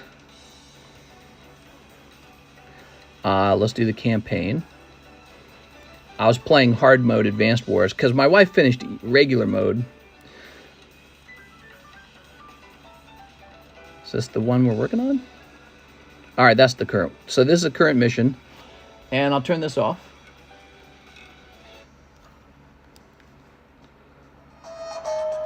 There you go. You pick your CO out. Your commanding officer will affect what units are like good or bad. Hey, that's my face in the reflection. Hey, how's it going, guys? What game is this? This is Advanced Wars, the Nintendo Switch reboot. The screen's really dirty looking. All right, look at all those cute little units. And you'll recognize that this is very similar to, like, basically Fire Emblem. It's the same idea. You can zoom in, or you can zoom out. And he's got all his little units, and I'm supposed to win against them, but this is the hard mode campaign, so actually it would be very easy to lose to him. And I'll just give it a quick go, but I'm not going to, like, probably play very well. So I'm going to go right after this guy. And right after this guy. We want to get rid of this early round of indirect units, and then we'll probably retreat after that. It's harder playing on the actual handheld rather than the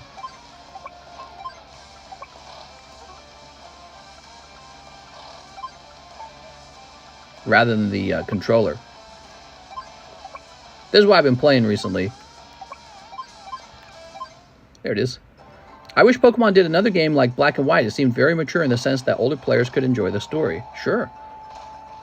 You can actually speed this guy up. Speed his turn up. So he's moving all his little tanks out. And he's done damage to one of my units now. 2 of my units. Actually, I'm kind of lucky. He damaged this unit here that's kind of pointless. So he wasted a turn, basically, for his little tank. See, this is not a valuable unit. We're going to hide him back here. Now we're going to take a shot with our indirect unit. And I think we're just going to retreat, to be honest. Because we're about to get overwhelmed. This guy needs to heal. Send him way back on that city. He'll heal on that city. Alright, and let's get this guy into position. Heck, I guess I'll get this guy too. Why not? Alright, that's the end of my turn. So he gets a turn now. The current Pokemon company only cares for how much money they make. All the Mavericks that did the odd games are gone. Yeah, I have to agree. He's using his ability Morale Boost. So each commanding officer has like a unique ability that reflects their play style. His units are like really expensive, but they're just better than every unit in the game. So these are the best units of the game because they're Kanbei units. That's his name. Well, he kind of wasted his turn because he didn't shoot at me at all. Yeah, he wasted his turn. He wasted his ability. He should have shot at me. What about me? Do I got my ability? Not yet. All right, so we're going to fire with the rockets first. You know, actually, here, let me turn on the animations, too, because for people who haven't played, it's kind of fun seeing the animations. All right, so here goes. So I have to decide who to shoot on, and we're going to shoot this tank.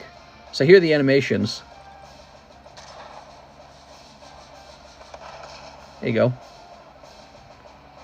I think it was really well made. Of course, it's very easy to do a good remake of this game because it's a fun game. Those are medium tanks firing on his little tank, so I have a big advantage. Yeah, see how this tank's kind of fat and this one's little? It's a medium tank versus a regular tank. So I got my injured little mech unit, and he's done his job. He's distracted the enemy for a turn, so he's going to hide back here now. We're putting him on the city to heal. See, this guy's been healing too. So you can put your units. I'm not going to fire on him with this infantry. That'll be a waste. Here's my indirect unit, the artillery. Indirect units get to shoot at the opponent without taking any, you know, revenge fire, whatever they call that, return fire. I'd like to put this infantry on the mountain, but I'm not close enough. All right, and now I'm going to shoot on this guy who he's already missing health, so this is going to be easy. He won't get a chance to shoot back because he'll be dead. Shooting first is really important in this game. So my tank shot first. Artillery, so again, this is an indirect unit, and he's shooting on a direct unit. But I'm too far away for him to shoot on me, so I'm hiding him behind these mountains just so I can do that. See these artilleries?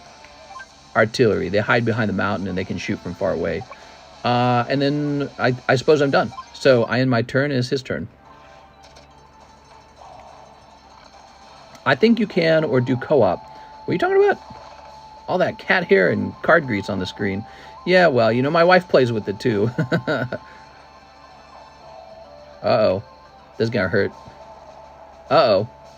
I have better defense on him in my position, but we just took a ton of damage. Mister, you are bullying the yellow guys. They have no chance.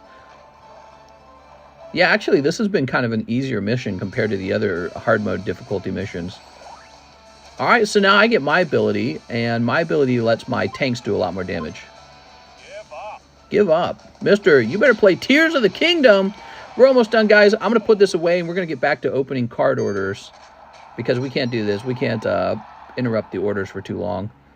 But here we go. So I'm going to start with my indirects. This is going to be a key target for me to reduce this medium tanks. We don't want these to be very strong when we actually shoot on them with our tanks. So they're the primary target. This can only shoot on this guy. So he's the problem for the computer is that he's come too close to my indirect attack units. And so they're being very useful for me.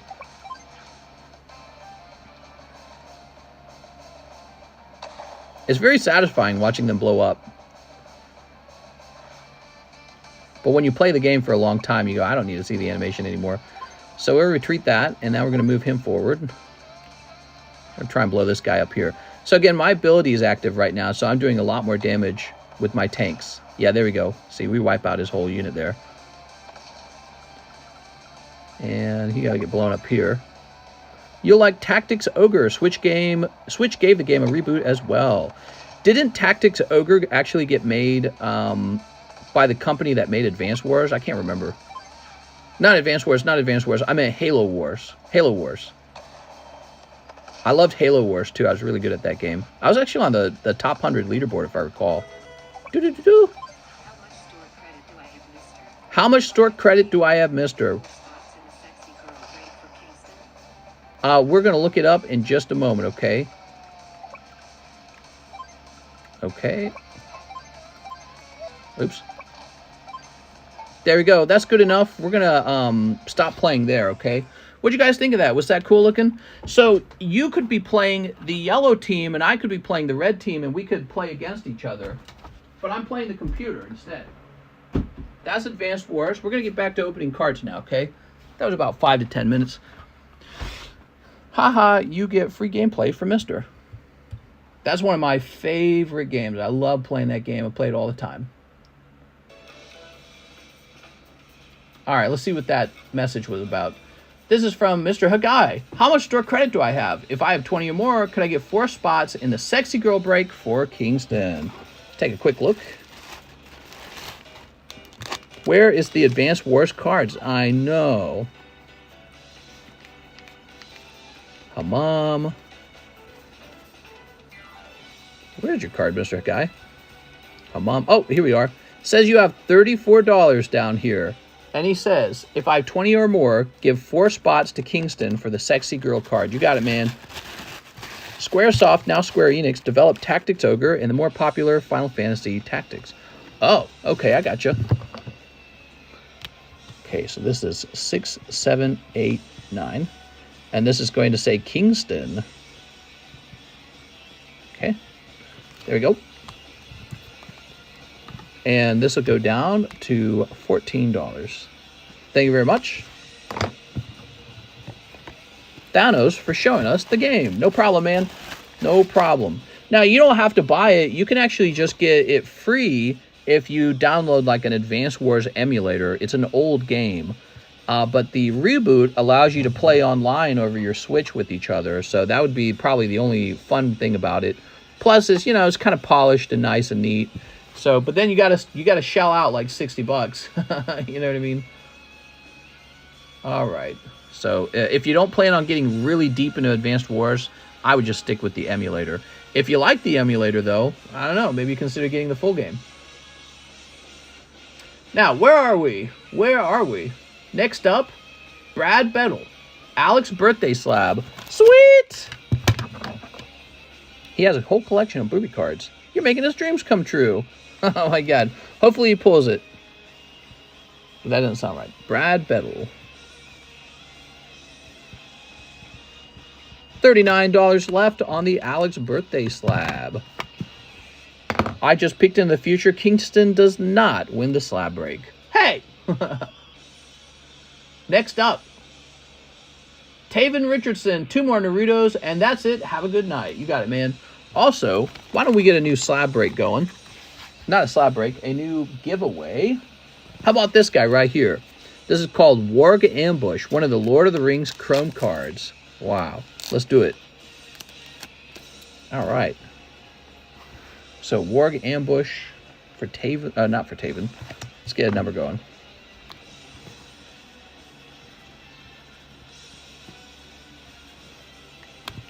Yay, a Wheelan.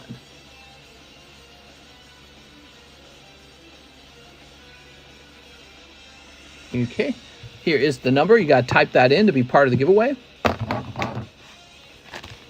Mr. Tavon.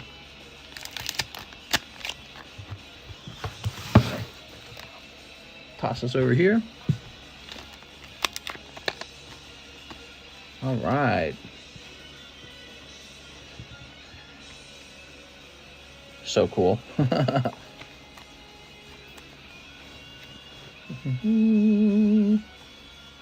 Oh, that's a rainbow, I think. Yeah, that's one of the rainbow rares. Is it? Actually, I can't tell. Maybe it's not. It doesn't have any black in the background. Okay, there's that lenticular. Oh, Sharkman, but he's really special looking. Very good. Okay, you got the Sharkman from Street Sharks. Half man, half shark. There we go. Come on, bros. We're the Street Sharks. Cowabunga, bro. What every 12-year-old wants. Booby slabs law. My son, who is 12, thinks they're dumb and wants Minecraft packs. Yeah, I would have probably wanted the Minecraft packs myself when I was a kid because I was a big nerd. It just seems like, you know, there's so many boobies everywhere. They're not rare enough or something. Taven with the TA. Boobies can be had quite easily. This is the mystery of the whole OnlyFans thing, because people spend money on OnlyFans, and I'm always scratching my head going like, why? There we go. OnlyFans. How many of you guys have spent money on OnlyFans? How many of you guys have a real OnlyFans account where you post to it? Wait, don't answer that question. Here's Mr. Muhammad Azari, 6 Lost Origin. Okay, 6 Lost Origin. I got OnlyFans. 1, 2, 3, 4, 5, 6. 2 Disneys. 2 Disneys. 56 likes. 148 viewers. Something doesn't add up. Hit that like button, guys. $9 shipping. Ship hits and the big hits that are in card savers. The cool kid box. You got it, man. No problem. There we go. For feet. I want some feet pictures, man. Give me some of those feet pictures. I have a buddy that got his card hacked for paying once for one. What are you talking about?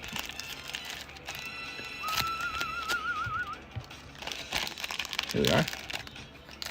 All right. Yeah, the creator of OnlyFans, he's going to be a billionaire. It's because billions of people are going to use his product. That's how becoming a billionaire works. There we go. They're going to use his product 1 billion times. If he made $1 every time you used his product, and then millions of people used it eventually 1 billion times, he would become a billionaire. That's how it works. That's too much money. Well, you used this thing, didn't you? That's why he has $1 billion. You all wanted the same product. It's funny how people will say, like, that's too much money. Is it? All right. Thank you for the reminder. I got flashed at work today. Boobies. Did you really? What do you do for work? We are Polyrath. I never get flashed at work. Damn it. Ugh. China owns OnlyFans. Does it really? GameStop is selling booster bundle of Paldea Evolved for $16 on pre-order. 6 packs for $16. Nice. Maybe we'll see some prices fall on these booster packs over time. I work at a strip club. Do you really? Wow, that's cool, man. Here's Snorlax. We got some strip clubs out here in Lake of the Ozarks. I was thinking about going to one. Here we are. But I never will. Here's Calressa's Experiment. I'll send John there. There we go. I get curious. I've never been to a strip club, and I'm curious. Do people actually enjoy it? I mean, so you look at naked people dancing. You pay a lot of money to go in and watch someone naked dance. It's like, all right, cool. There we go. I clean the floor after each stripper does their little dance. Oh, very cool, man. There you are. Crobat, Calress, and Snorlax. It's overrated, but it's a good time. You got to do what you got to do. All right, now Mr. Muhammad Nazari, let's find your box. Here it is. And he wants to ship. Ship hits and the big hits that are in the card savers. Yes. Don't waste your time going to a Missouri strip club.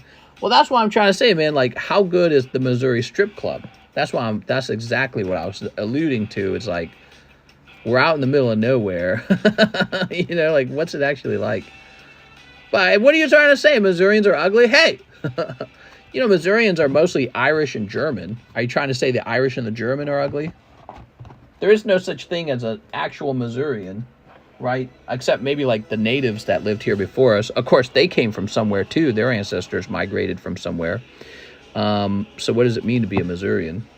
They suck. The Kansas ones are 100 times better. Wow, it sounds like you know for a fact. You mean like the state of Kansas, or do you mean Kansas City? Because that's still Missouri. Okay, Mr. Muhammad. Oh wait, you wanted the other thing shipped too. Kansas? That's like one state over, dude. There we go. Hits! Hits! Get your hits here. All our ancestors came from D's. Look at this hits, guys.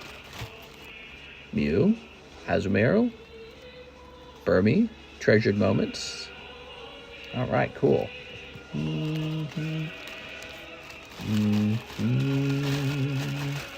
If you have more teeth than the stripper, you might be in a Missouri strip club. Hey! There we go. I don't find that Missourians are missing their teeth. What are you talking about? Not Casey. Kansas has better laws around strip clubs. Do they? Yeah, I wouldn't know. I wouldn't know. Mr. Nazari, let's get you shipped.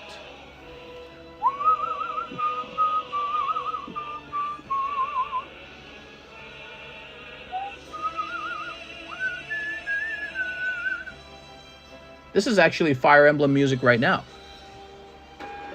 And Fire Emblem became a much bigger franchise than Advance Wars, even though they were both made by the same company. All right. Very nice.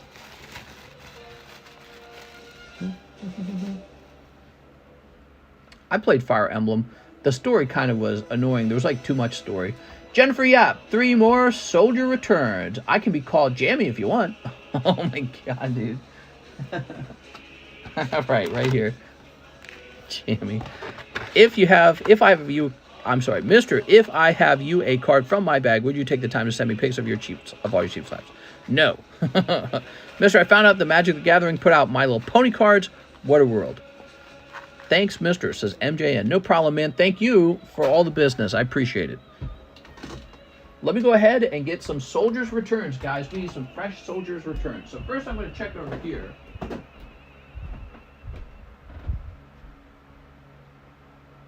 New box it is. Now the question is, where did I put that new box? Looking all over. Must be out here.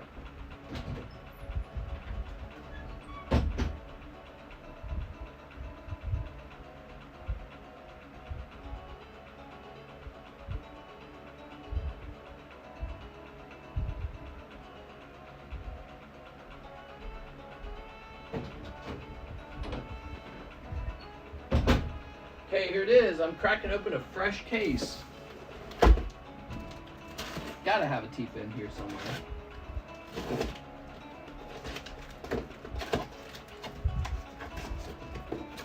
Oh, yep, that's right. Man, that looks expensive.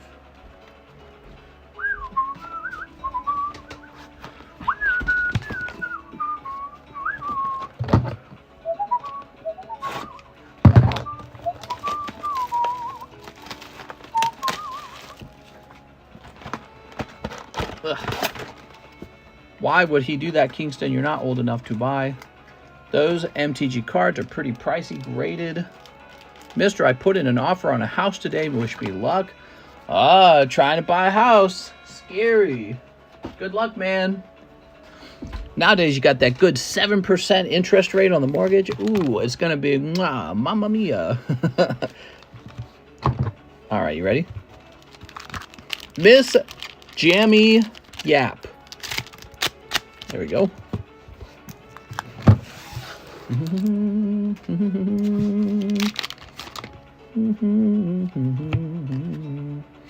Cocoa Bowl. Okay. Gentiana. Okay. Laws. Okay, I like the Unalesca. Here you go. Finger looking good. Thanks, Jen. Maybe if we say Alex's name, he'll show up, just like Beetlejuice. Alex was in a life-threatening car crash and is now in critical condition. And we're just joking about him. I think Kingston did something to Alex. Yeah, where is Alex? Alex isn't allowed to be missing. There you go. Check for Tyros there with money. Tyros, is he from this particular set?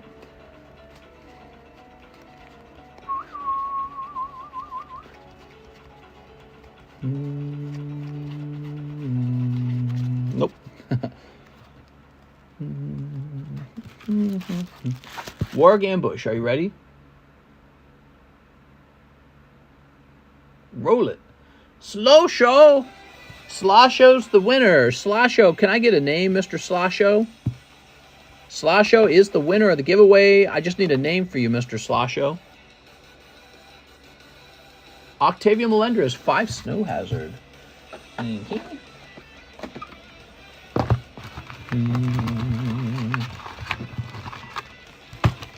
1, 2, 3, 4, 5. There you go.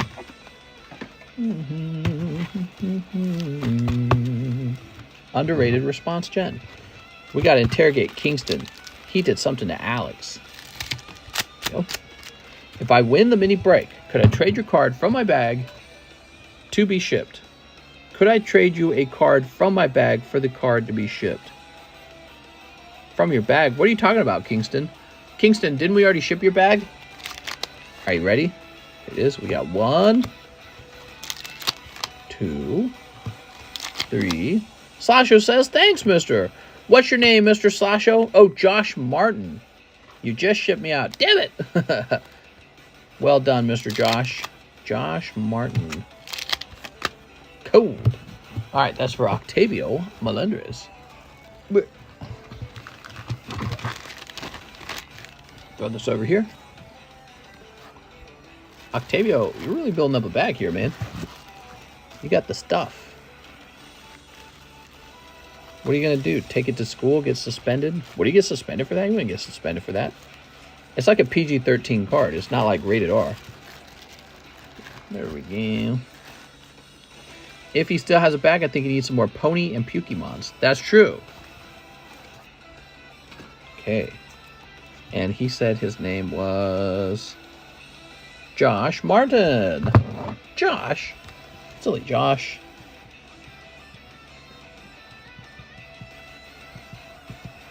There we go. Very nice. Okay. Set that over there. Do we need a new slab? I think we do. Dust Nor 10 from Star Birth. Wow. We should have...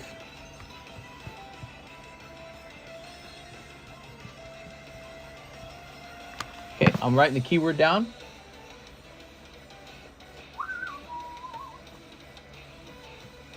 Okay, oh, hold on. See, I almost messed it up there, because then you'd have to type it twice. 100 likes, that's the keyword. Give us 200 likes if you guys don't mind. Just take a second. Irving Morales says 2 Snow Hazard. Oh, okay. Same order. Mr. Irving ordered the same thing. Mister, you shipped me 3 slabs, or did you also ship my bag? Oh, I see. Right. You traded me your bag for a slab, and then all the slabs were shipped out. So, yeah, okay. So your stuff is all shipped out, though. You don't have a bag. Mr. Irving. Now I get it. You're saying you want to trade back for something that was in the bag. I don't even know where it was. I've got no clue where that is anymore. I got like a million bags around me. I likely tossed it down into the... this abandoned bags box, which I need to sort through and get all the abandoned bags put up somewhere. Cold and... Woo! All right! Mr. Irving getting the cold one. Cold packs. Mr. Sells Cars trading is only for Charizard. All right, cool.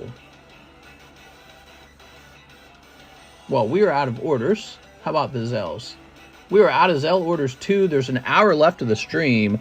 David Mallory is the only one in here. He's in for the Poliwrath. Nobody bought in for the Onix at all. So these aren't popular. Well, how do I pick out one that you guys really want to do a break on? So you guys show me what you want to do a break on. Okay, so let's see. We got Clefable 9, but that's 100. This is 1,000. This Slowpoke's cool from Merlin 2. That would be 10 spots. This would be 10 spots. Gardevoir, Dialga. Nice. This would be 8 spots. There's a Tammy birthday present. Success. That's $120. Here's another Naughty Girl. This one's only 6 spots. Let's do Emolga. If Mr. had a Durant Slab, instant sell. Okay, this is really cute, but he's 100. I like this one. This one's only 45, and it's badass. Ponyta. Dude, look at that artwork, man. That is badass on that one. I like to see this one. We'd like to see you brick on vintage. What, brick? Here's Nidoking. That one's actually pretty good, too. I like that. That one's too expensive. We could probably do this one for 1,000 spots. Potential future girl card break. 1,400 Master Slave contract. Pikachu's Zekrom. Show me Gengar. I don't know if I have a Gengar up here, but these two are pretty neat, actually. I like these two. We got this fancy Arceus now. Magnemite 10, Venomoth, Sandshrew, a bit pricier. This one's pretty cool. Sableye. Ekans Arbok, pretty cheap. That's a rainbow foil. It's kind of nice. Dragonite? Yeah, I just got lots of Dragonites and lots of Gengars sitting around. It's not like they just sell the instant I put them up here. It's funny that you guys always want, you basically just want the chase card, but you don't understand. The moment the chase card's up here, they're gone. So what I could do if you wanted, I could go out into the market and buy some and then list them over the market price. It's an inventory issue then, huh? I should think about actually doing that, because that might actually be a good idea. 100 likes. Here's a cool one. This would only be 4 spots. The Diglett. I might make that 5 spots. Nobody bought it, but 4 spots. I think he would actually sell for 5 spots. Here's Victory Bell. Muck. Oh, I like this one a lot, actually. That one's pretty cool. Snorlax. That would be 15 spots. That's pretty heavy. Oh, this one's really cool, actually. Okay, we got some sexy booby girls. How much to get into the waifu? 9.5 CGC. So it would be $5, and there would be only 6 spots because it's only $30 for the slab. Can't move this around. Go. Okay, that's 65. Oh, these haven't even been priced yet. That would be 10 spots. Oh, this is sell. That's the one right there. That's the one. Okay, so actually the best card here is this Grimer, Naughty Grimer. Easy. So we should have done Naughty Grimer is what we should have done. I also like this Diglett card too. I just bought that Shelter. Did you? Not much on the table that is appealing. Yeah, I sort of agree. There needs to be more slabs up here. I sort of agree here. So we're going to end these. We're going to take these off. David Mallory has a spot, huh? So we'll give David Mallory a spot on this instead. This is definitely the next break. Japanese Rocket Naughty Grimer, $40. People love the band artworks. Band Grimer. Yes, that'll be eight spots for the band Grimer. David Mallory's going to have the first spot. So there's really just 7 spots left for it to complete. Okay. Did you miss me? What's up, Rand? How's it going, man? What have you been up to?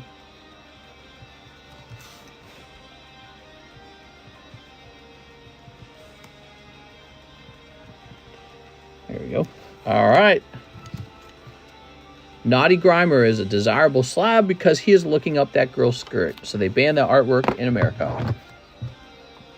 Okay, and this was the current giveaway is Dusk Noir. There's Alex. Oh, is Alex here? I'm at work and I don't know. I was supposed to work, so I went to bed late and feel bad. Dude, I'm sorry to hear that. So basically, maybe you showed up to work late, but also you had the stress of like, oh, I gotta work. Yeah, I'm sorry to hear that, man. Awful. All right, let's see what we got. Like, why aren't you here? What? Let's see what we got, guys.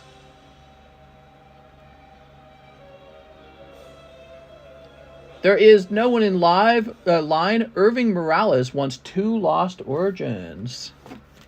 Yes, I was not mentally prepared. Oh, man. You thought you had the day off. And then you had to go into work. Dude, that's like instant heart attack. It's like, it makes you want to just rope max or something like that. Who here is not rope maxing? Ready? Seal. And Box of Disaster. No, they're cold. Cold cards. I'm pissed. Irving Morales with an eye.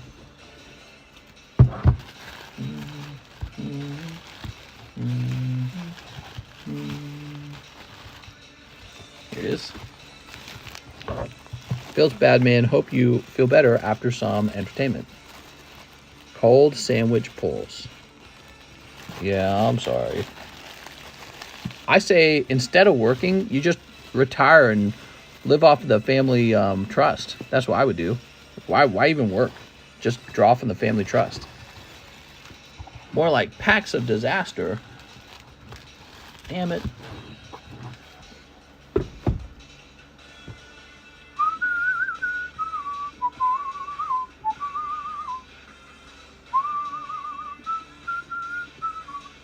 Christine Andrews, can I get 1 Disney? Yes, Christine. And 1 on the Grimer slab. Look at that. This Grimer slab's moving. The other slabs didn't move.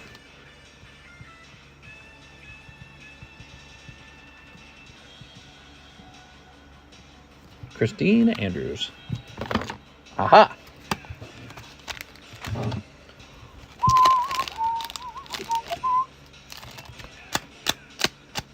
PokeMatt just became a member. Oh, man. Thanks, PokeMatt. New member, guys. PokeMatt. Full art. That's Daisy. Daisy Duck, right? Daphne.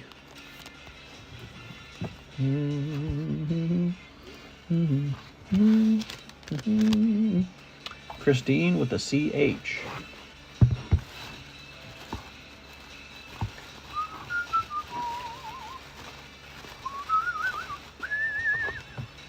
Let's see. Over here. Actually just renewed. Oh, very cool. You know, Streamlabs doesn't show me that part that you've renewed. All right.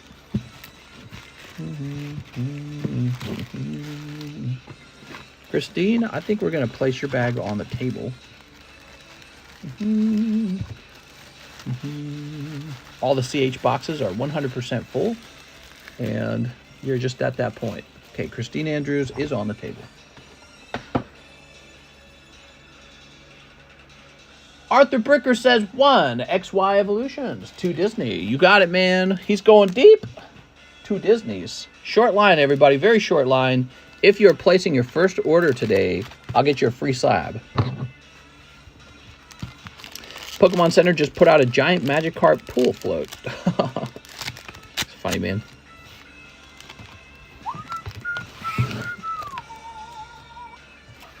I'm crushing it in Clash Royale. Oh my god. Oh, nice Mewtwo. Alright, but other than that, nothing crazy in that pack. That's a Staryu pack with a Mewtwo. Oh, but the Mewtwo's off center. Alright. We're just going to slide him back in here. I placed 1 order today. I just placed my first order for the day. What slab do I get? Jammy's first order. Oh, it's Jammy's first order. Got to get her a free slab. I've never received an order from Jammy before. I love Evolutions. It's such a fun set, especially when you pull something really good out of it. Okay, there we go. It's Pirates of the Caribbean, Pirate Bay. You got to get that Magikarp float. You'll be the cool kid at the lake. Oh, really? I don't know, man. There we go. Where would I store it when I'm not using it, you know? Arthur Breaker with an AR. There we are.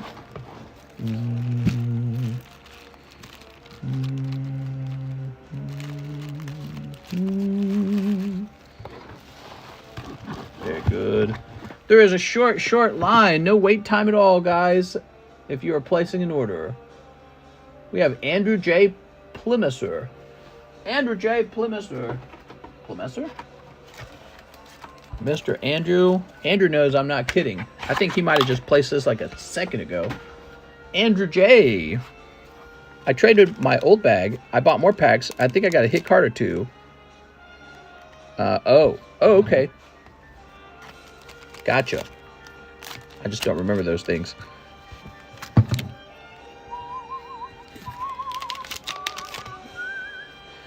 Dark Alligator. Meh, that looks like a Pokemon. Like Dark Blastoise. Can we do that?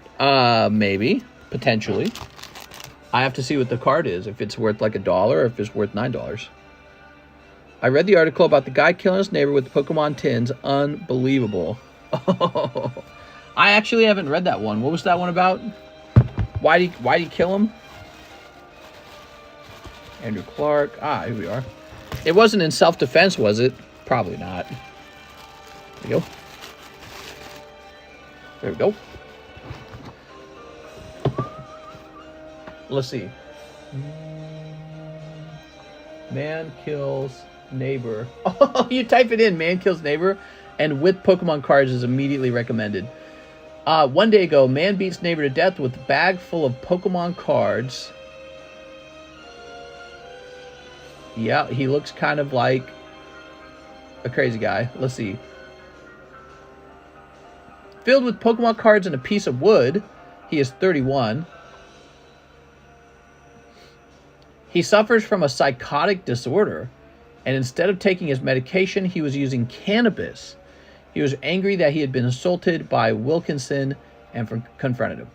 After demanding his neighbor come out and fight like a man, Haig hit him numerous times with a bag filled with 5 tins of Pokemon card, leaving the victim lifeless. Wow. And then he was sentenced to life. Hogg would later admit to police that he got carried away during the attack and murdered him in cold blood. He also claimed that he tried to end his life in an act of mercy because he had already seriously injured Wilkinson by hitting him with the bag of Pokemon cards. So basically, he was thinking, all right, you're brain damaged now, so I guess I will finish you off. Prison for a minimum of 17 years. Recommended he be readmitted to Rampton Secure Hospital. This case is a stark reminder of the dangers of cannabis use, particularly with someone with such a complex mental history as yours.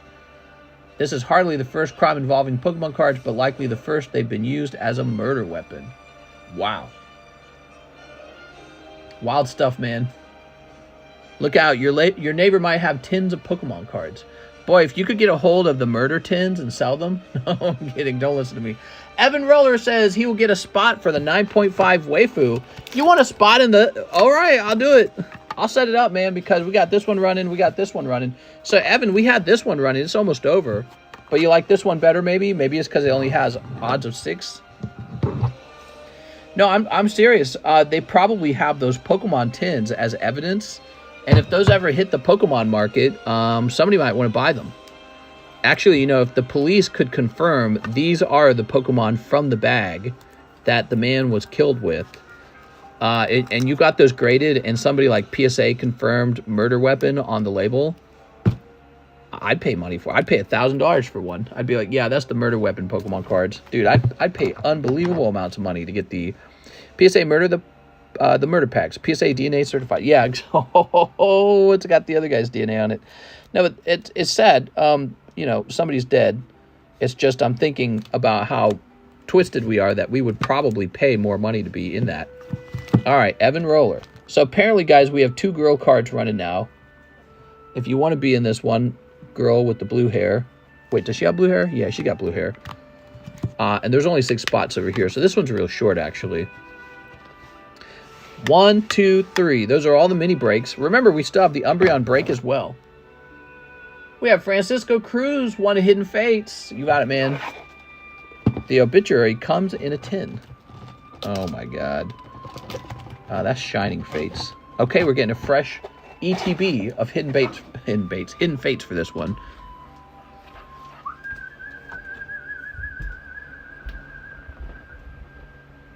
Here we are. feeling dizzy and tired. Hello, mister. Hello, everyone. What's up, Winston? Oh, Winston. Oh, Winston. That dude a bitch. This has nothing to do with the lovely Mary Jane. I don't know. My wife kind of freaked out when she smoked marijuana. She said it made her feel really bad. There you go. She really did not like it. She said it spiked her anxiety like crazy.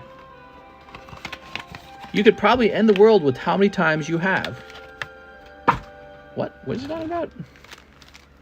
Okay, there's your hidden fates. Look at this. Wouldn't you like to just dive right into all of these guys? Imagine SB49 were in here and you pulled yourself a Charizard and he graded perfect or some crazy perfect outcome. You know what I mean? Ah, yes. If only. The best card in there will probably be Turdinator. Oh, you did it. You pulled Turdinator. But let's not wish that on anyone. So, Francisco Cruz, good luck. Let's pull you a Charizard. I'll leave this empty box here. You just talked him into existence. Probably not. Probably jinxed it instead. Lapras, Vaporeon. It's Lapras. Do you guys remember when Ran Misael cut a... was it Ran, actually? It was Ran, right? He cut the Charizard in half. There we go.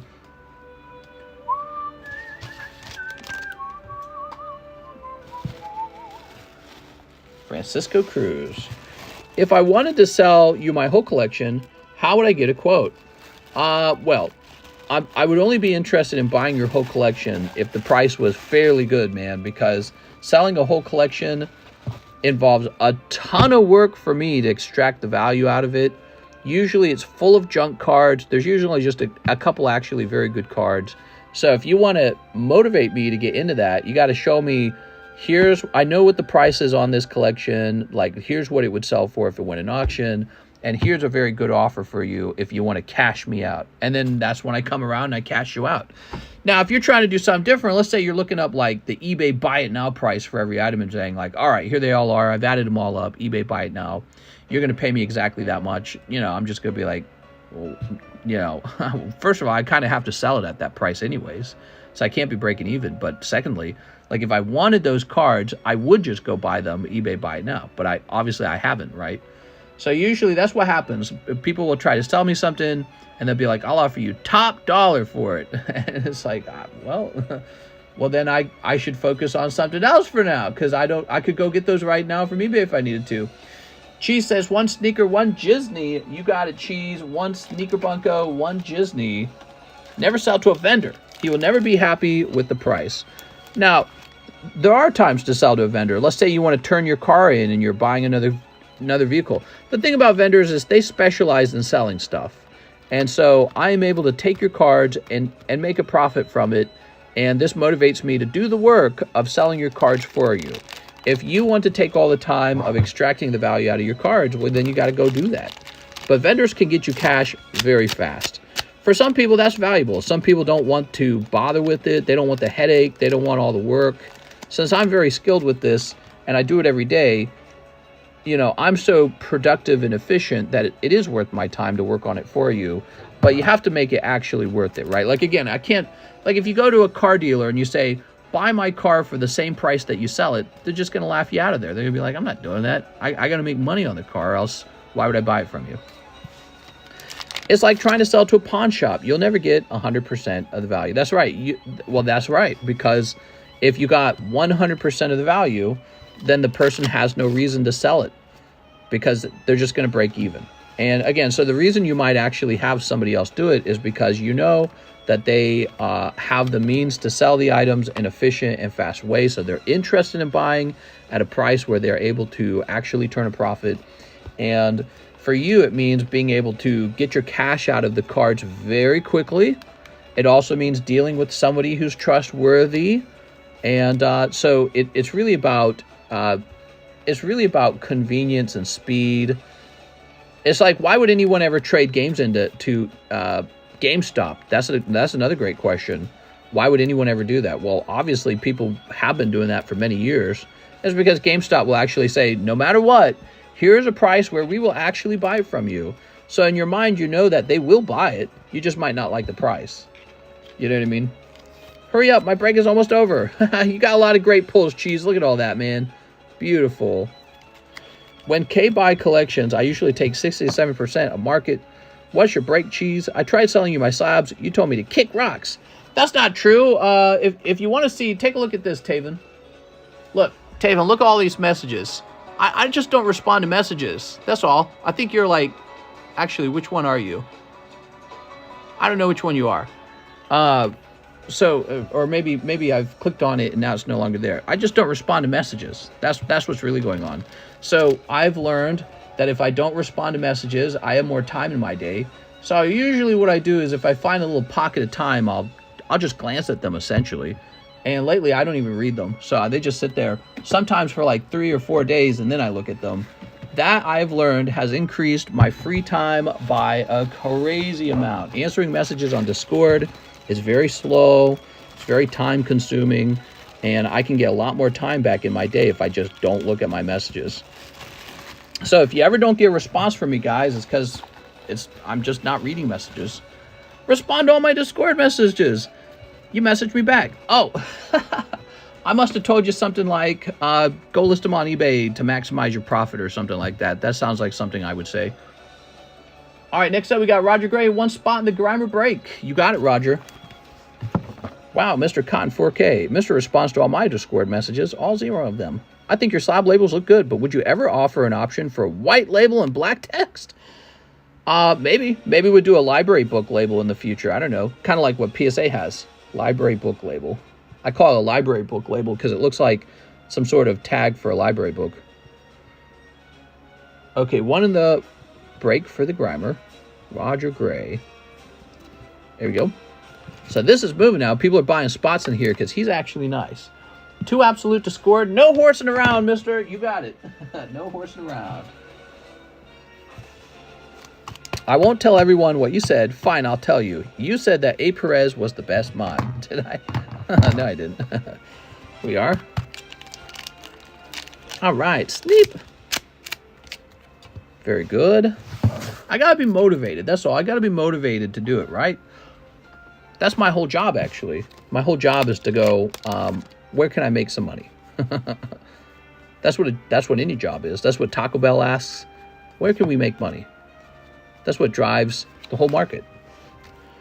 The whole economy, the whole system is driven by profit seeking. The profits are made when you're very efficient. That's where profits are made, by the way. If you guys never read a lot about economics, profits are made when you specialize in something and you specialize so well that you become very efficient at it. The faster you are at it, the more surplus there is when you finish working. So like when you become very efficient at producing vehicles, you turn a profit. That's how the car companies make a profit. And so you trade skills with people, and let's say you were very slow at selling cards. You knew it was going to take a long time. You don't have the know-how to do it. You don't have an appropriate eBay account. All kinds of problems can occur, right? Well, then you find somebody who does have that as a skill, and you agree to profit share with them in order to get your stuff sold. Roger Gray. Okay, so Roger with an R. Soup. Grimer looking for the legendary Shimapan. The what? I arbitrage all the time. I'm impatient. Yeah. Mr. Sweating now. No, actually, I'm not. Hi, pissed. I'm Dad. I'm pissed. We needed an I'm pissed emoji right away. Francisco Cruz, 1 more. Hidden Fates. You got it, man. Short line, guys. Really short line. There's virtually no line, no wait time. If you want your cards open right now, we're having a slow day. That's why my boss wants me to work so hard. Here's Noibat. That's correct. You know, your productivity, you're like in a machine. That's why they use the term cog in a machine. You're like in a machine, and the machine produces goods, and the manager's job is to swing a whip over his head, right? And then go, get back to work. What are you talking to your coworker? Get back to work. We need this productivity level to be high in order to make us profitable. And by us, we mean the shareholder. Now, and that's when you take your profits, that is your paycheck, and you go buy some stocks so that you're the shareholder. You want to be the shareholder. That's when you benefit from your own labor. All right, the PayPal line is empty. The ZELLE line is empty. We have 45 minutes together, guys, and no orders. That's pretty bad, actually. That's real slow. Boss makes $1. I make a dime. That's why I poop on company time. I'm actually Mandalorian. I put that order in 20 seconds ago. Mister's flying. There's no orders. We're just having a very slow day.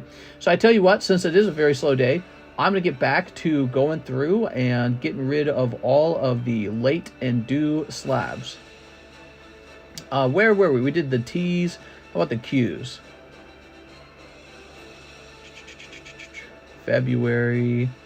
Here's one that says due. Sandra Rocktoff for Salazzle. Okay. Late. July. Ryan Grennan Typhlosion. Late. Robert Wright Pikachu. Wow, some of these are really late. Here's a Peyton Van Winkle for Charizard. I like Charizard. Do you like Charizard? Let's go get Peyton Van Winkle, guys. Ah, such a cool name. I'm sad that he didn't finish it. Peyton Van Winkle. Does he even know he slapped it away? Maybe he doesn't know. I think people forget that they slap stuff away sometimes.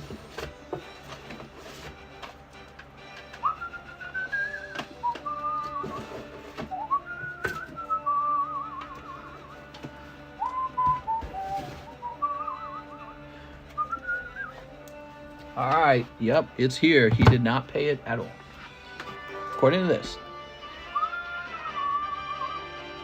We'll cut that one out. Put this in the reclaim channel. We're going to reprice the card now, make sure the price is up to date.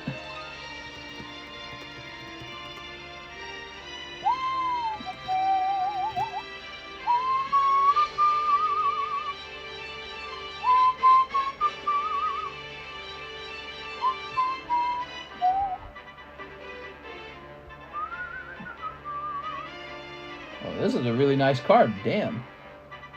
How much does it cost, though? Oh, wait. This is 10.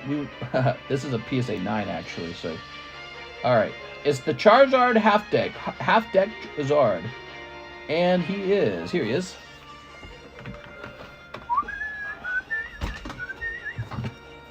Pull this off. Ready?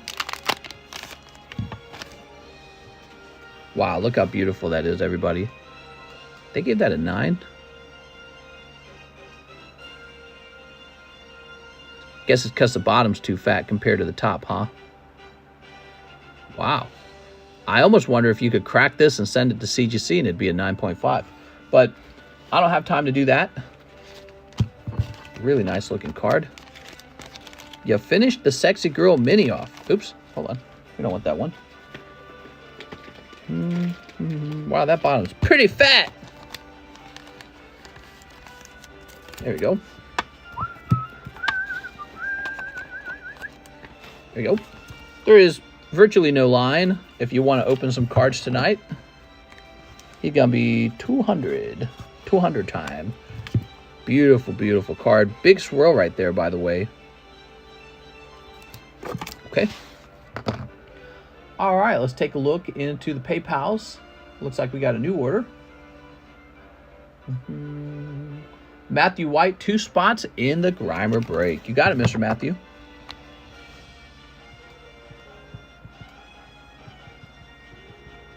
Oops. That's 4 and 5. How do you choose the winner of breaks? Do I have a decent chance of winning the Sexy Girl break? You have the same odds as everyone else. Since you have 4 spots, your number of chances is larger, though. So yeah, you have a good shot if you want to put it that way. You have a good shot. All right, back to repos. So,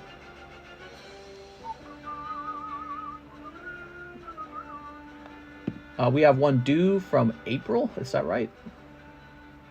February, March, January, October, November to November. Due, Nick Isolani. That one's from August. Is there a reason why I haven't pulled it down? I think it's because he has it like half paid, but it's from August, dude. Nick Isolani, man. I don't know what to say. All right, Nick, let's go grab it.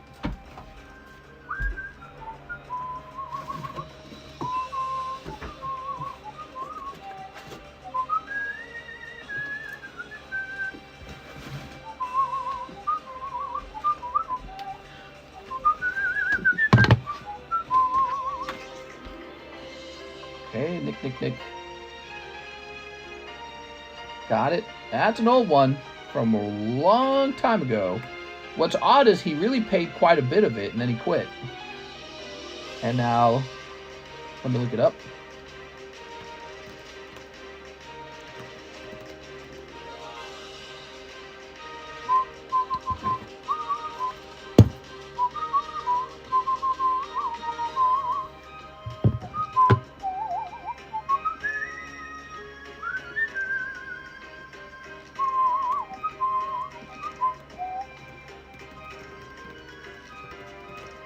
All right.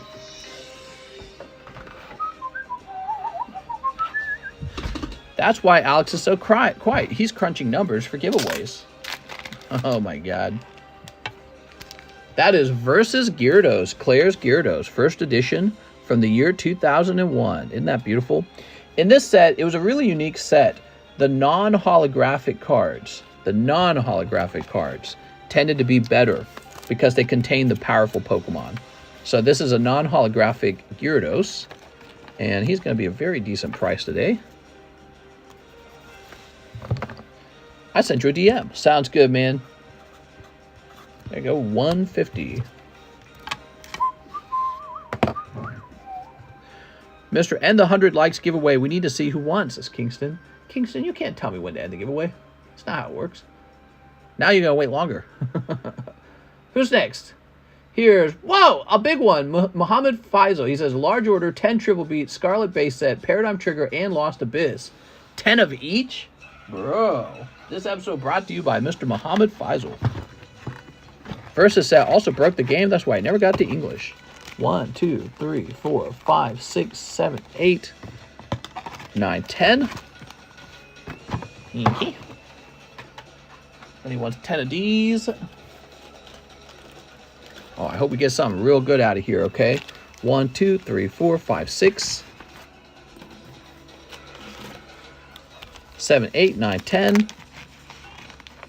Then we need 10 Paradigm Triggers. Whoa. 1, 2, 3, 4, 5, 6, 7, 8, 9, 10. Nice. And Lost Abyss. Okay, you got it. Okay. 1, 2, 3, 4, 5. All right. So 1, 2, 3, 4, 5, 6, 7, 8, 9, 10. Whoa! That's a lot of packs, man. Appreciate the big order. There we go. Mr. Welp, time for bed. Not so fast, Kaiba. I didn't say it's time for bed. I'm still going. I'm going strong. Get these snips in. Wait, Mr. Scarlet Japan. Oh, well, hold on. Scarlet Japanese. All right, I tell you what. These two are for free for your big order, okay? You guys stopped me just in time. I was about to start snipping the heck out of these. My bad. My B. All right. They're easy to confuse, you know? They're easy to mix. 1, 2, 3, 4, 5, 6, 7, 8, 9, 10. Oh, I pulled exactly 10. That's awesome. Let's see what the bonus packs held for you. Who doesn't like a good bonus pack? So you've got some pointless hollows. And Mister's going hog wild. Some hollows. All right. Nothing crazy in those two packs. That means the next ones are hot. Do, do, do, do. Look at all this, man. Wow, that's a lot.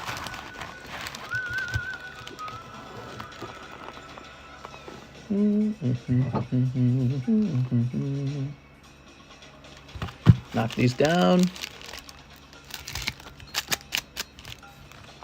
And sneak these.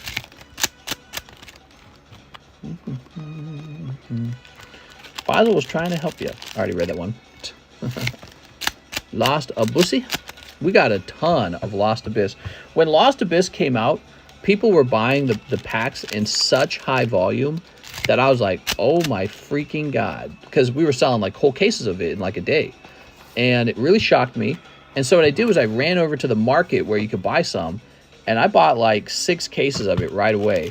And then by the time the 6 cases arrived, all the interest in Lost Abyss had completely died down. It was replaced by the new set, Paradigm Trigger.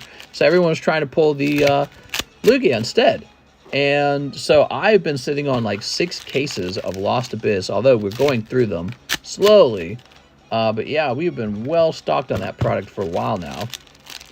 That Giratina card is a beauty. Sure, yeah, it definitely is. I'll donate the hollows unless it's a Gengar. Sounds good, Mr. Muhammad. Throw these away. Here it goes. You know what's sad? These cards over here are rarely grade 10. Yep, check this out. I already knew. Look at that print line. You see it? It's faint, but it's there. They almost all have this print line right here. Also, this one has a bad edge. So, I like to grade up the holographic cards for 10s, but none of these modern cards are grading 10. They're all having problems. Oh, God, I got excited. That looked kind of bright. That's Regieleki. Cold. Omastar. Cold. Cold. Cold.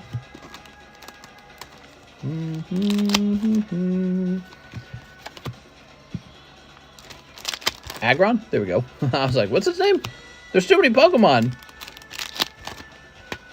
And Rapidash. That was a pretty good cold round. So you got 2 pulls out of 5, which is, you know, we call that the standard pull rate. Pokemon seems to do 2 pulls out of 5.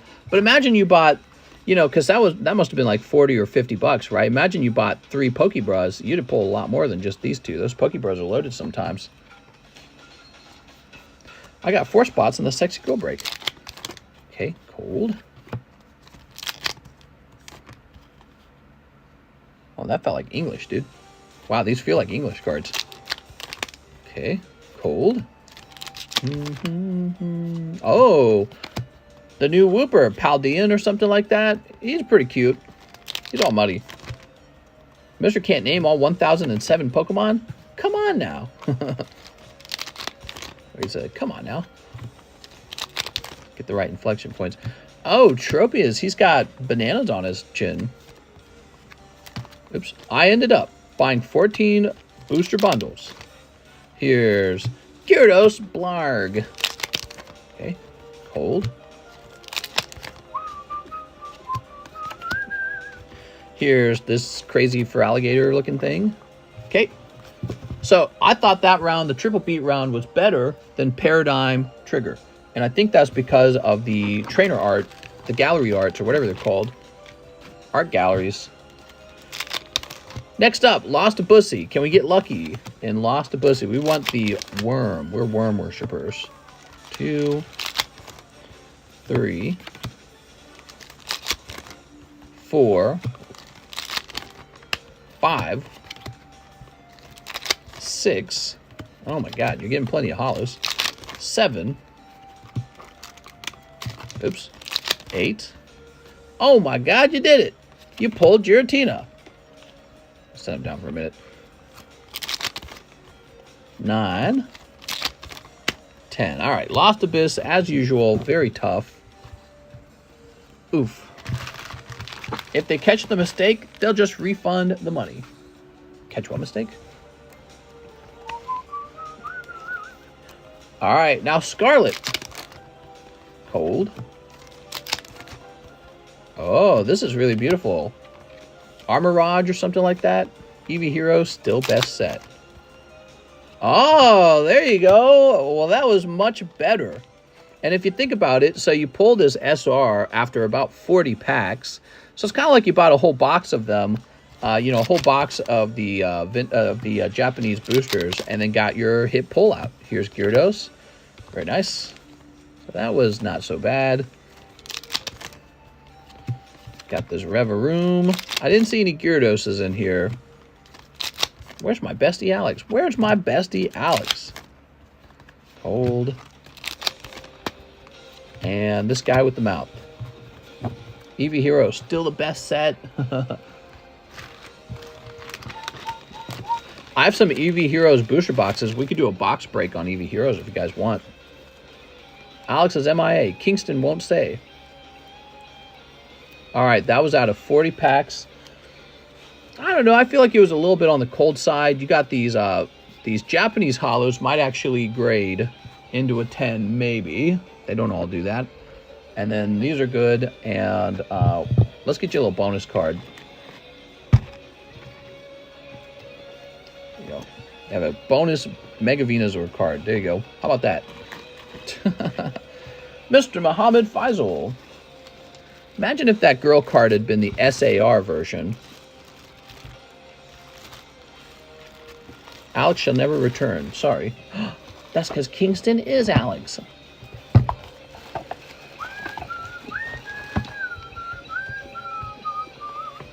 There we go. Jared Everett says 6 packs Crystal Dominion and ship my slabs. Slabs only. Okay, give me a minute. I have to get Crystal Dominion out. Crystal Dominion's kept way over here.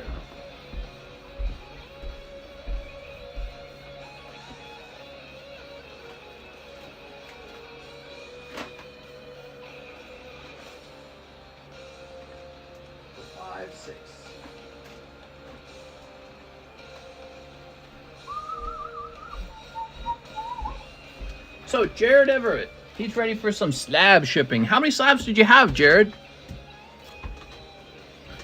Jesse says, sucks though. Uh-oh. Sad night, just broke it off with my girl.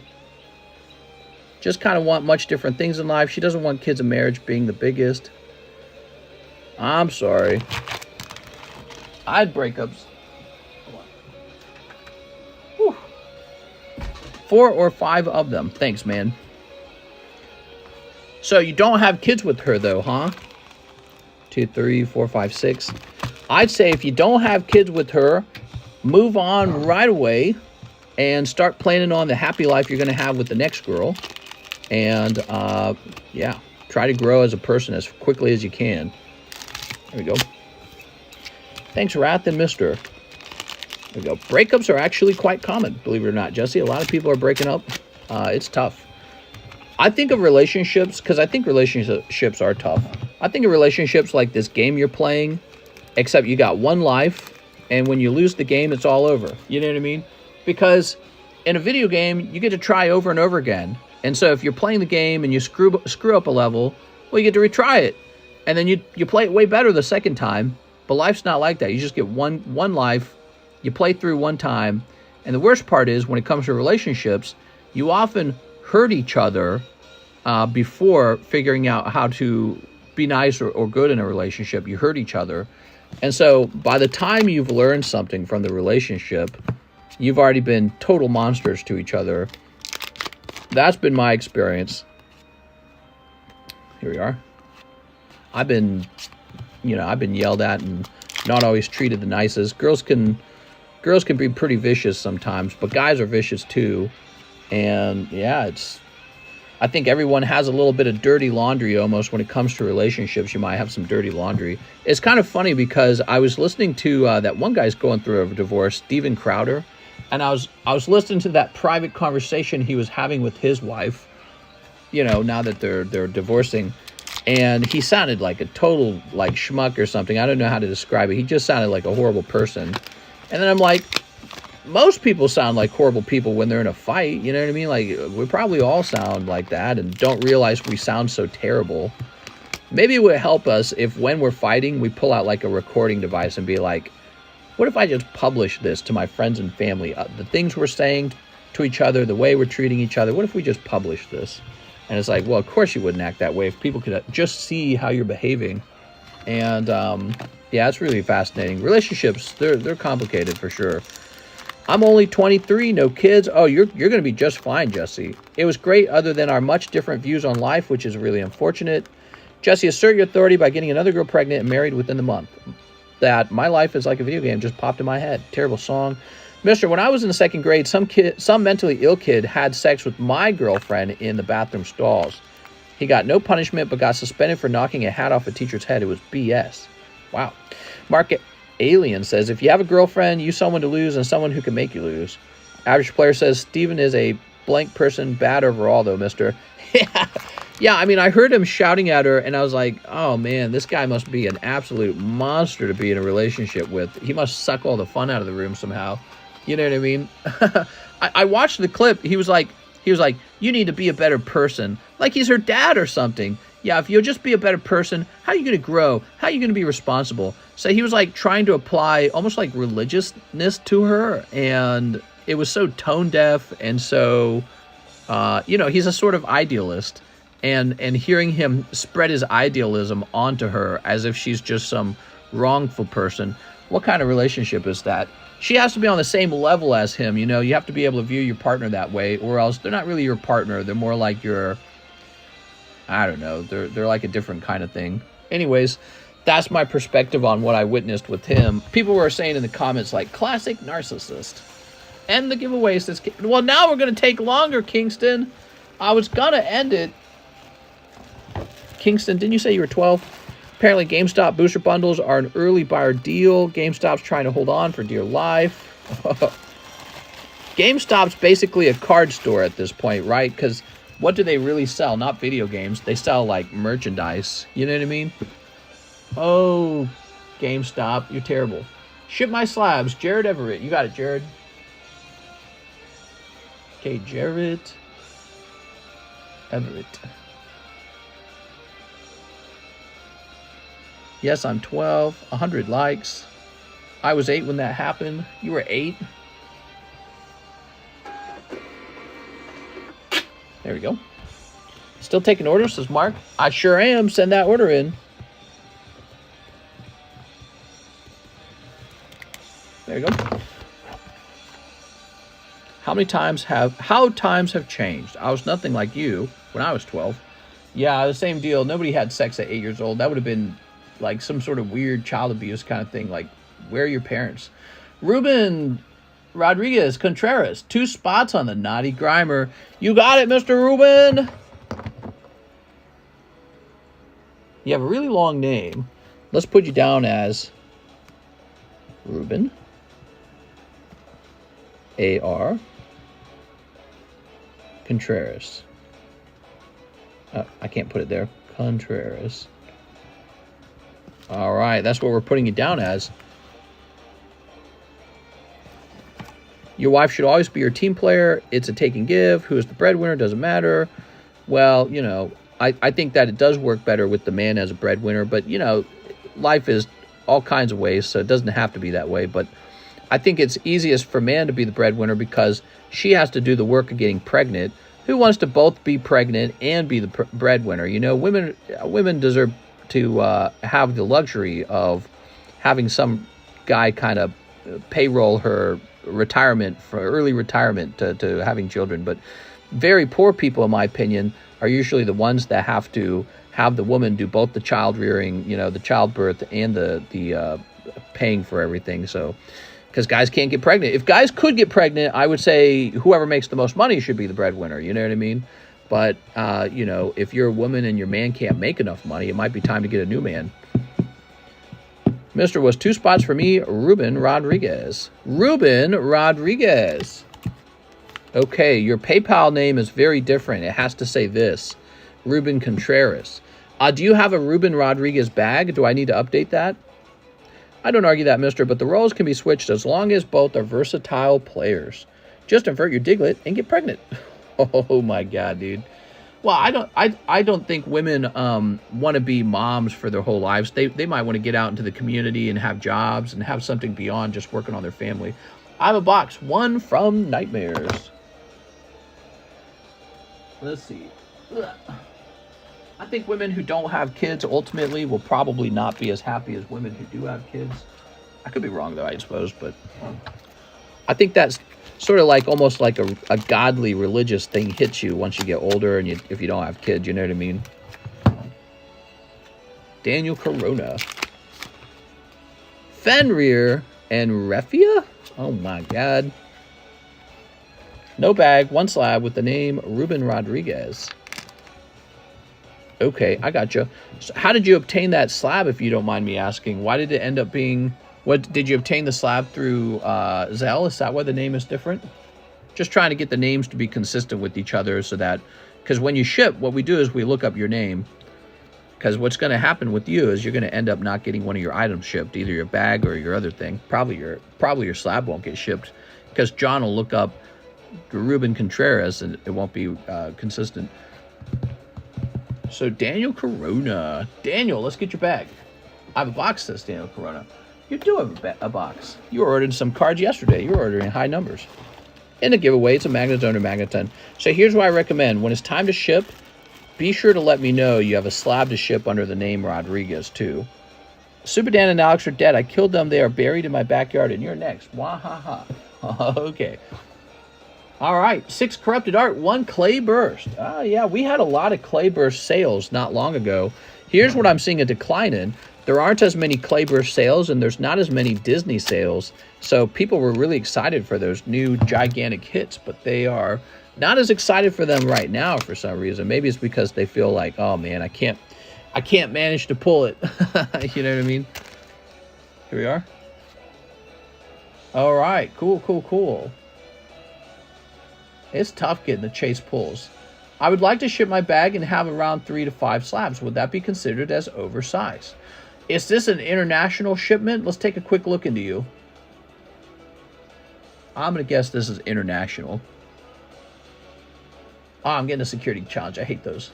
Click on the pictures with bicycles in it. Oh, my effing. All right. Verify. Did it work? It worked. Yes, it's international. All right, no problem. Let me just take a quick look into where we are shipping it internationally.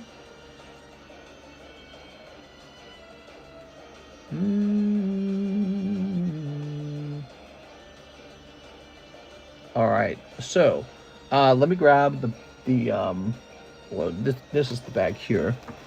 And you said 5 to 6 slabs? So what we got to avoid is being over 3 pounds. In addition to the 5 to 6 slabs, I think this easily breaks over 5 to 6 pounds, easily. I mean, I think the bag itself is over 3 pounds. So we are over the 3 pound limit. That would make it an $80 shipment. What you could do is you could leave some of your cards behind and just ship like the good ones or something. Ship the best pulls with your slabs. And that way you can avoid it and go use the $40 shipment, which would be a better deal for you, I think. That's one option. The other option is to ship the whole thing for $80. Here we are. Got my ball back finally. Oops. And you have some great pulls in there, man.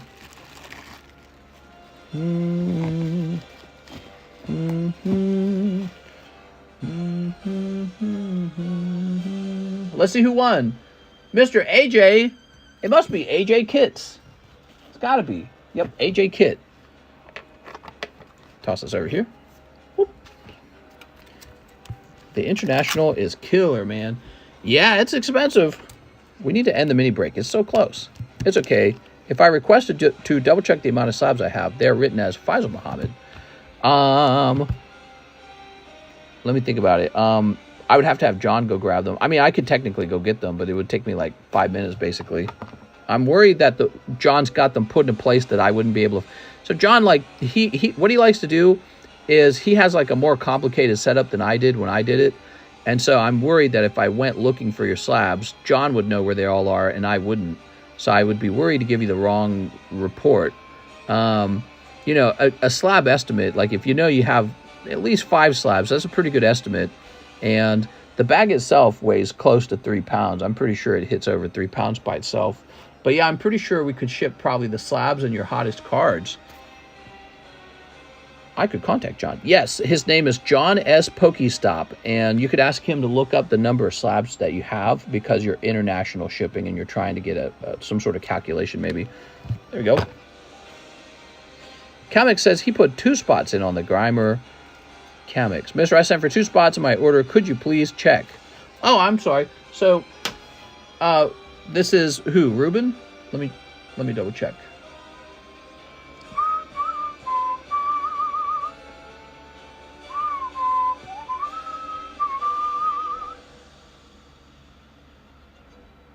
A proxy shipping address in the States, a proxy shipping address in the States, and bundle up with cards, then ship using... What? Yes, Ruben. Oh, okay, Mr. Ruben. So you're saying you had 2. Well, let me go add the other one in. Just wanted to make sure we got the right person. There we go. So, Ruben, you got both your spots now.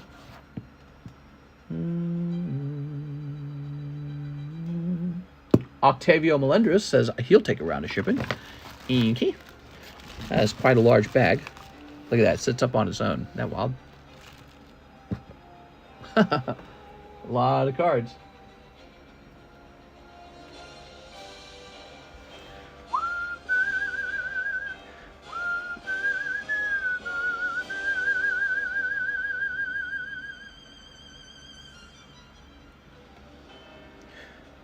Wow, it's over then. Oh, lol. Mr. and Kingston. No problem. You're thinking Kingston.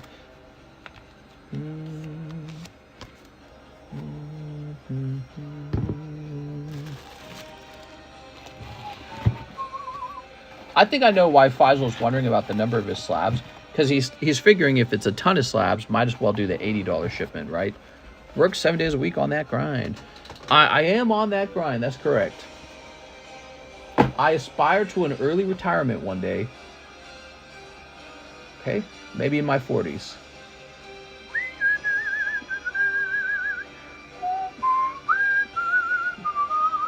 Brad Bettle, 1 spot in each of the 3 mini breaks. You got it, Brad Bettle. So this goes up to 10. This now has 2 spots left on it. Brad Bettle. This goes up to 2.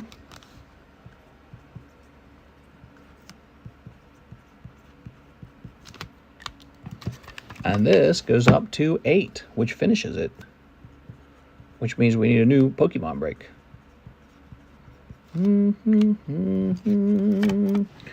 All right. Let's go. Let's see what we got.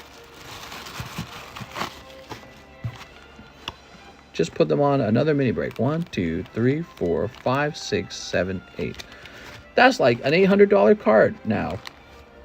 What is?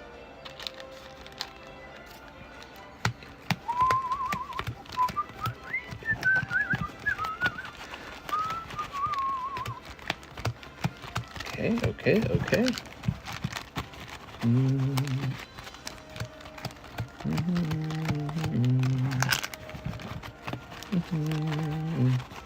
All right, give me a number. 0. Now we can't do 0, I'm afraid. Umbreon VMAX. Let's see. DJ Beat Reviews really wants 0. 5. 1, 2, 3, 4, 5. All right. Jesse, someone's actually going through a divorce right now. Somebody in our group. His name is Tyler Balbo. Is it? No, it's not Tyler Balbo. It's a gentleman from the UK. He's going through a divorce right now, so you're not alone. Here's Sudawudo. That was for David Mallory, Christine Andrew, Roger Gray. Oh, it's going to Roger Gray. Nice, man. Roger Gray on 3 pulls the beautiful Naughty Grimer. Congratulations, Roger. Ukinil is 2. Yeah, that was a while ago Ukinil mentioned that, so he must be further along. Dude, it's tough out there. How do you keep each other happy and not break up? It must be tough. Must be tough. Here we are. What's your best relationship advice, guys? Here we go. Where does that guy from the UK live? I'm moving to the UK in 2 months. We can be flat buddies. I don't know where he lives. I'm moving to Watford. To Watford? Be open about your interests. Yeah, for example, if you really like feet, probably say that early. If you can't show her your Pokemon card collection, break it off. Here we are. Grimer.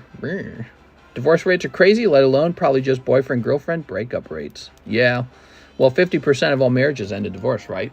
The reason that's fascinating is because most people aren't even getting married anymore. So even the people who do get married, which must be a more, you know, like, it must pass through like a tougher filter to become married. Even those people are still choosing to divorce at 50%. Oh, no. You guys would never divorce me, right? It's to the end do we part. I think in the past, marriage was kind of a little bit religious. And I think that was playing a role. And it's not so religious now. So what's keeping you together? It's not Jesus. Jesus ain't keeping you guys together.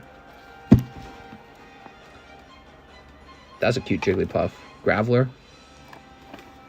How about this Meowth? Damn, the Meowth is kind of cool. Jungle Meowth. Real solid card. Can't go wrong with the PSA 10, because this is a kind of card that holds value, right? So it says 65 there. I'm just going to go with that. Let's research it. I think I priced it like maybe 1 month ago, so it might have changed by then. Jungle first. Nope, it's about the exact same price.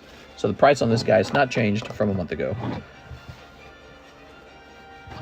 My girl streams Pokemon Scarlet on YouTube, so she's all about investing in Pokemon. I got lucky with my girl. Oh, yeah. Get a prenup. Don't let her take the Pokies. Oh, no. Divorces are probably absolutely horrible. I think divorce is another industry where people make tons of money. Make money off of your breakup. Oh, you got to break up, huh? How much money can I charge you as a lawyer? Must be really tough. I don't plan to get married. I have great advice. Don't get in one at all. Who's got great relationship advice? I want to hear maybe from somebody who's having a pretty long relationship. What do you think? What's working for you? We're going to look at your inventory of slabs for sale. How's it going, man? So I don't really have an inventory list. I just occasionally rotate these slabs, and that's what's for sale. You know, I like this Diglett, too. This is 20 bucks over here. Prenup's such an interesting thing. Like, half the time the girl is going to get upset just for asking, but you got to cover your butt and be realistic. Yeah, well, I mean, what does it say when you say, well, we have to get a prenup anyways? It basically says we're breaking up. You know, we're definitely not going to make it. You know what I mean? I'm anticipating that we won't make it. And that's basically the opposite of love. You know, what they want to hear, what any partner wants to hear is that you're helplessly and emotionally in love with them and you couldn't breathe without them and you want to die with them. That's like what people want to experience when they're going through, you know, true love or something like that. And if that's not you, if you're some sort of rational realist and you're saying, you know, statistically, we're probably going to break up, so we might as well make sure you don't get my stuff. You know, it's like you're shooting the relationship in the foot already. Be loyal. Don't get together with someone if they're super promiscuous, because they will cheat on you and break your heart. Might as well stay friends or roommates and let each other be free. Says Mark Alien. Show us on this doll where you've been hurt, Mark. I have a great track record. I have 0 failed relationships. Why is that? Hi, Mom. There you go. Which I'm not the best at. 3-year relationship at the moment. Listen to her. Let her be yourself. Support her. Communication. You need to miss each other and have your own friends. Too much time together. You get annoyed. I got to say, though, Soy Sauce, my wife and I don't think we spend almost any time with any friends ever. Like, it's extremely rare for us to hang out with anyone's friends. So it's just me and her stuck at home all the time together, so we make it work somehow. I'm a realist like that, though. I have amazing advice. Don't get in a relationship. It's great, right? Kingston, you're very wise at 12 years old. Kingston's going places, guys. Octavio Melendra. Oh, we already did that one. We did the shipping for Mr. Octavio. Let's refresh. Same girl since high school, 12 years. Nice, man. That's going to make it extra painful when you break up. I'm teasing you. Okay, so Marcus Atkinson, 1 Pokemon Battle Styles. Welcome to the Lonely Hearts Club.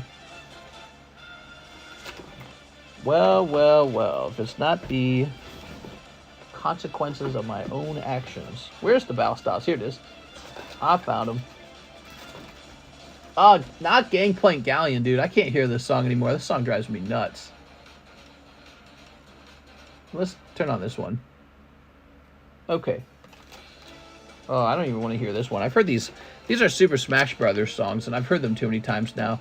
Starting to drive me a little bit nuts. Here you are. Marcus Atkinson is next. He wants a Yu-Gi-Oh! Crystal Revenge. I'm ordering from the ER because I'm anemic. Oh, man, I don't like to hear that. I hope you get better soon, Marcus. One Yu-Gi-Oh! Crystal.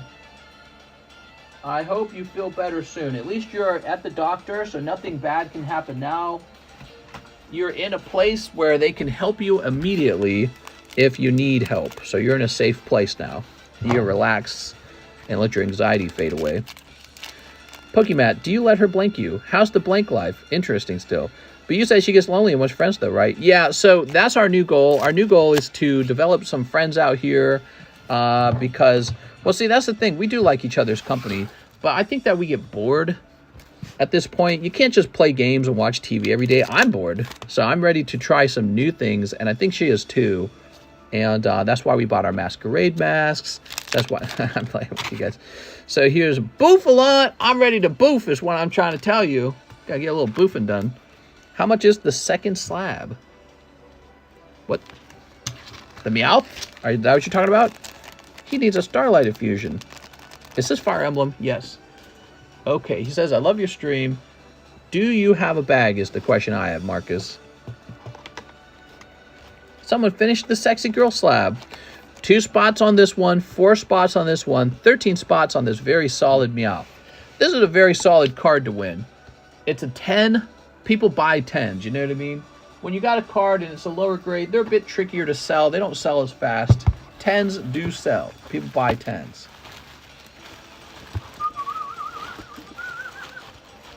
Try new things. Mr. Jado did buy those special whole fursuits. Special whole fursuits? You mean like fursuits with like a sex hole in them? Is that what you're talking about? Oh my god, dude. How do I enter for the second Sexy Girl slab?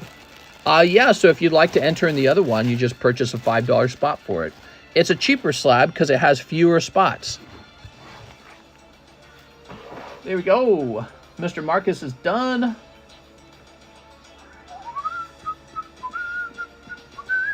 And we have no wait time at all. I'm going to go repo a slab from these SLAB-AWAYs.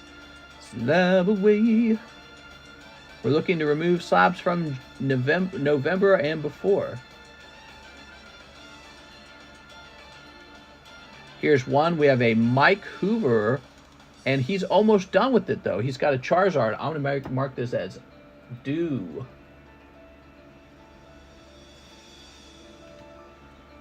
Okay. March, February. Here's a November Dragonite. You know what? We're going to take that one because that one only has $100 off of it. Mr. Shaw. That is from November.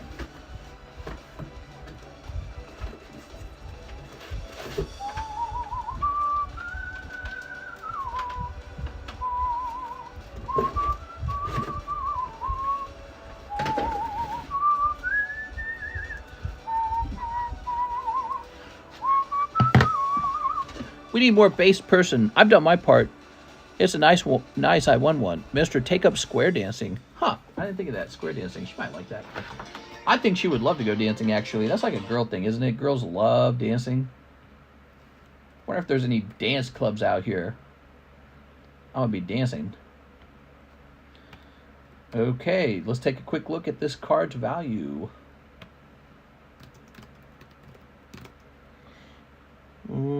Expedition.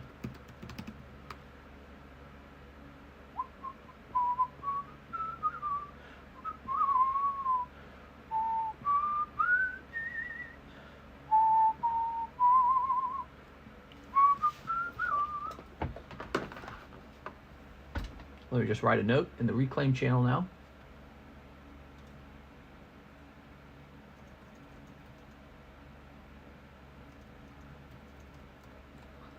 Okay, so take her to the strip club. Very romantic.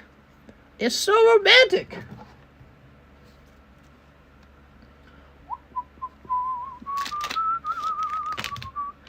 I got a new slab for you guys. You're going to like it. All right. Everyone asked for Dragonite.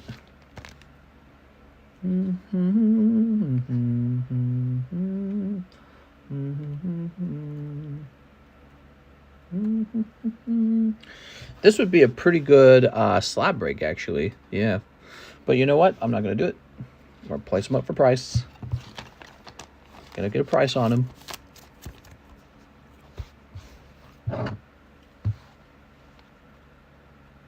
It's nice not having that music play. That music's a bit noisy, don't you think?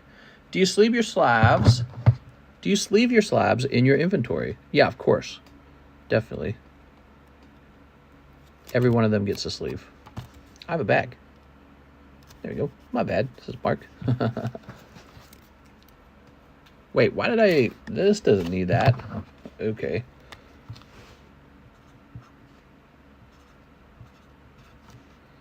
Okay, I'm asking 620 on this beautiful Dragonite. That one's going to have a high chance of selling. Hi, Mom. You should buy the last 2 spots. What? Is he talking to his actual mom? Oh, I muted it.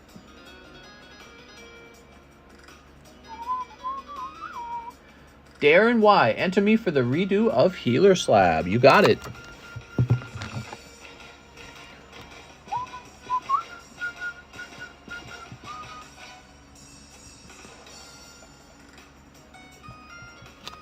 There you are, Mr. Darren. You are on booster pack number 11.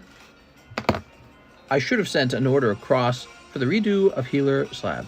Oh, you're saying it should have come in, is what you're saying. Yes. Yes, sir.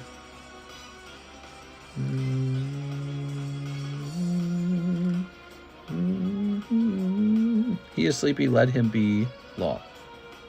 Oh, my God. Man, listen to that cool music. That's crazy. Okay, how about SLAB-AWAY again?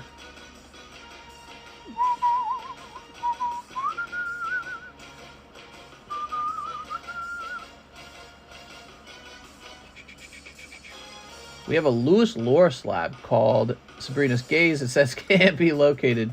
Wonder if it got shipped to him. Okay, what else? December, January, March. Oh, wow. That one has not received any payments toward it. Here's one from June. Oh, this one's been extended. Here's a due one. Okay, so Mr. Juan Cerda has a Dragonite that was due a long time ago. Let me go grab it. Another Dragonite, huh? Very cool. Shows you that Dragonites get snatched, man.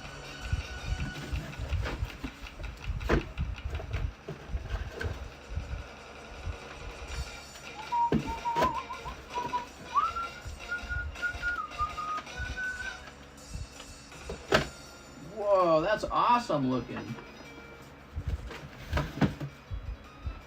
This guy got a really cool slab. How many left in the sexy slab? 1 spot here, 4 spots here, 13 spots here. Look at this. Oh, man. So pretty. Dark Dragonite. This guy had Dark Dragonite, but he didn't pay down. I don't know why. Okay, so.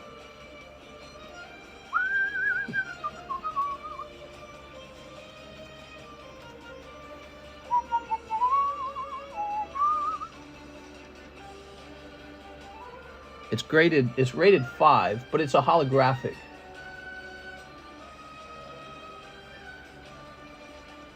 Non-hollow. Okay.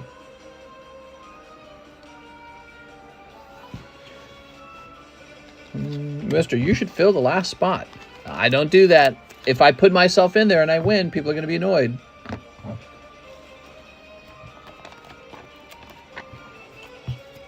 Why does it say James TD? What's this, James? There we go.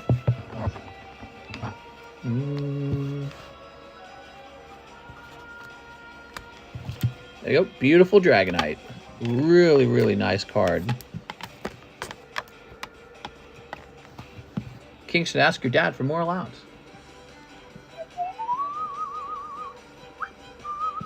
Hold on, looks like we do have an order from 6 Corrupted Art. Art. 6 Corrupted Art. Spot in the pink hair girl. It's over. 6 Corrupted, I appreciate you placing all these orders. You're kind of new. Who are you in YouTube chat? You're probably called 6 Corrupted in YouTube chat. There we go. All right. Sent for the PSA 10 Dragonite, says Manny. Okay. I guess that's why it's in a plastic holder. Whew. You see me dropping it. All right. We're sending this off. What's your best relationship advice, 6 Corrupted? Let's see. 1, 2, 3, 4, 5, 6, 7, 8, 9, 10. I sent an order, mister. Give me the hot ones. 5, 6, 7. Sounds good, man. We're going to get you the hot ones. Communion is key. Ah, like Catholic Church communion, huh? Body of Christ. Oh, communication. What are you trying to communicate here? There's 12 spots, no? Oh, am I going crazy? 1, 2, 3, 4, 5, 6, 7, 8, 9, 10. Yeah, duh. There's 12 spots, duh. All right, let's try that again. I can't type, man. Catholic Church? I got another question for you guys. How many of you guys have been in a breakup? I want to know how many people have been in a breakup. All right, last shuffle. We had to reshuffle. Give me a number. Give me a number. I'm not going to show you the cards at all. Give me a number. 8? Okay. 1, 2, 3, 4, 5, 6, 7, 8. Sweet. I've never been in an actual breakup. That meant something. Oh, I see. You just broken up with, like, flings almost. I was just in a breakup last week. The box break. Nah, real breakup. Been in 2 real ones. All the kid ones don't count. Here goes. Andrew. Evan. Andres. Oh, there it is. It goes to Andres Melkor. Oh, I'm sorry, Kingston. Kingston, you did not get the slab. Your odds were about 1 in 3, I think. If you had 4 spots, his odds were 1 in 3. But it goes to Andres Melkor. Mr. Andres, he only had 1 spot, and it paid off. It's a nice slab. I'm sorry, Kingston. Let's see. 3 has been hot, says Winston.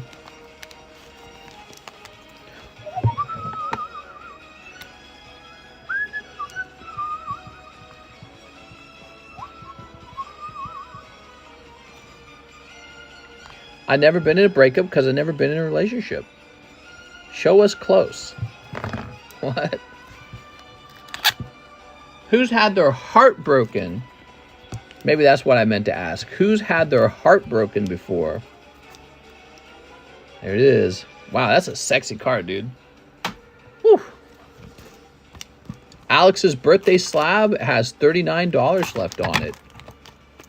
Okay, cool. Well, dang. I know, Kingston. It's disappointing, isn't it?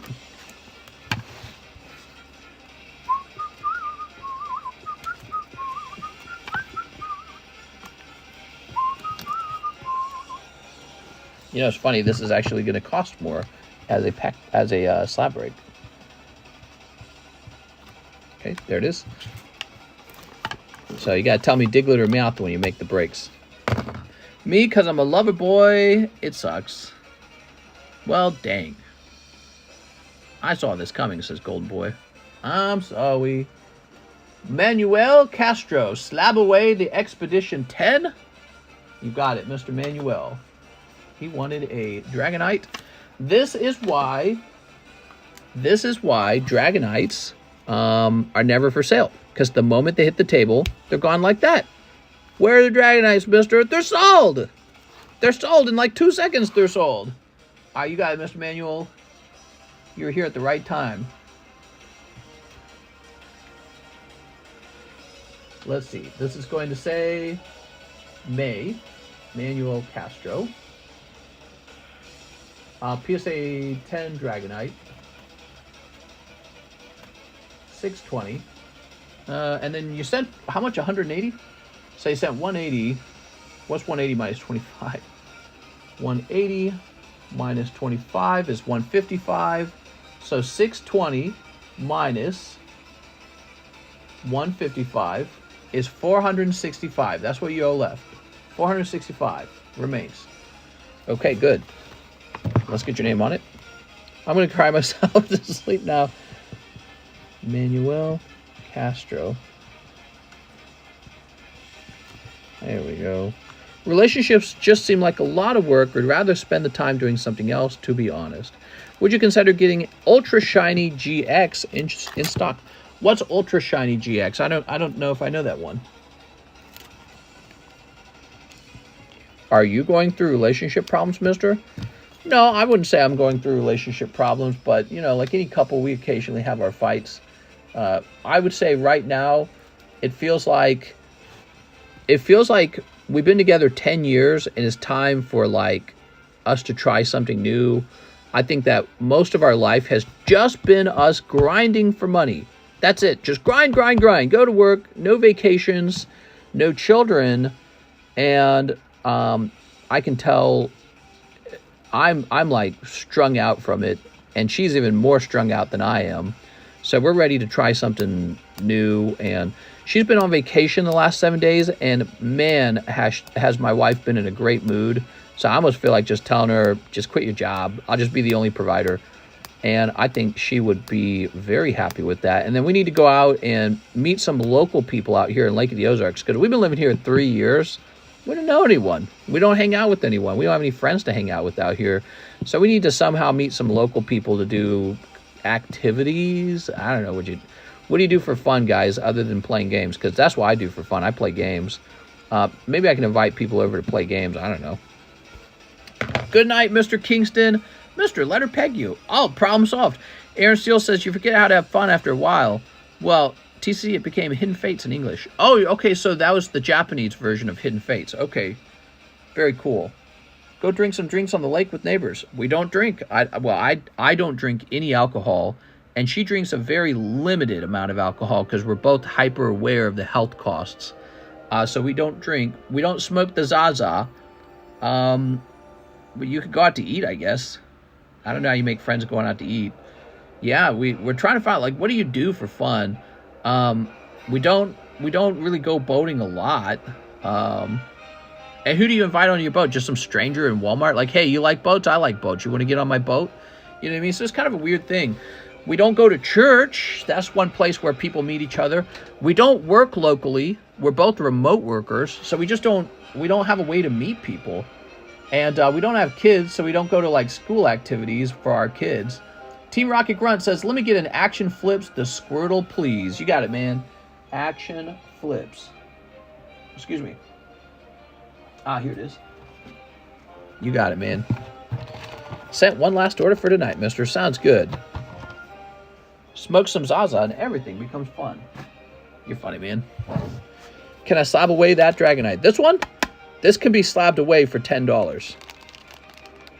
Get some board games, play poker cards. You know, board games just kind of sound like super outdated versions of playing. Poker does sound fun if a lot of money was involved and it was a bit competitive. So if I could actually lose or make some real money, that sounds a little bit of fun. Meet people in game lobbies like high school. Maybe take an art class together. Yeah, there's not a lot of art classes out here. There's not a lot of anything out here. That's why you guys need to come over and open a business. Keep talking about that. Keep talking about how, you know, you want to try opening a business in California, but everything's already out there.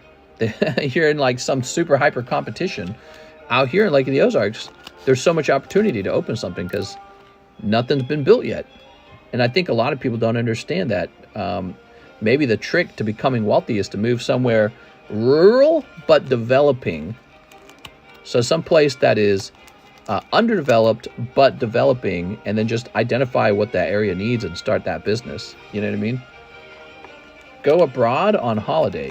Yes, we very badly need to go abroad. Very, very badly. I think that would, dude, that would help with the monotony so much. because it's been 10 years. And we don't have actually a lot of memories other than all work and no play, all work and no play, all work and no play. That's been our memory for years now. We don't have a lot of special memories, and I think it's starting to become like depressing, but especially for her. And she's a girl. Like, you know, girls can go find somebody to go have fun with. I'm a guy. I don't really care. I could just keep grinding all day. That's the truth. I could just grind. It's my special ability, is the ability to grind. But I can tell, you know, I'm pushing her to the point where she's very bored and maybe getting depressed. And all we do is work. And I'm not very good at planning fun activities. That's the truth about me. I'm very good at working. Very bad at, like, spending money. You know what I mean? So I think it's time to waste some money having fun. But here I am looking at this property. Remember at the beginning of the stream, if you were there, I was showing you a piece of land I wanted to buy for $60,000. Well, where are you going to get the money for that? You know, like, well, obviously grinding and not going out. That's how you get the money for that. Grinding and not going out. We've trained this ability of the grind through video game grinding. That's right. Just like the video game. It's the grind.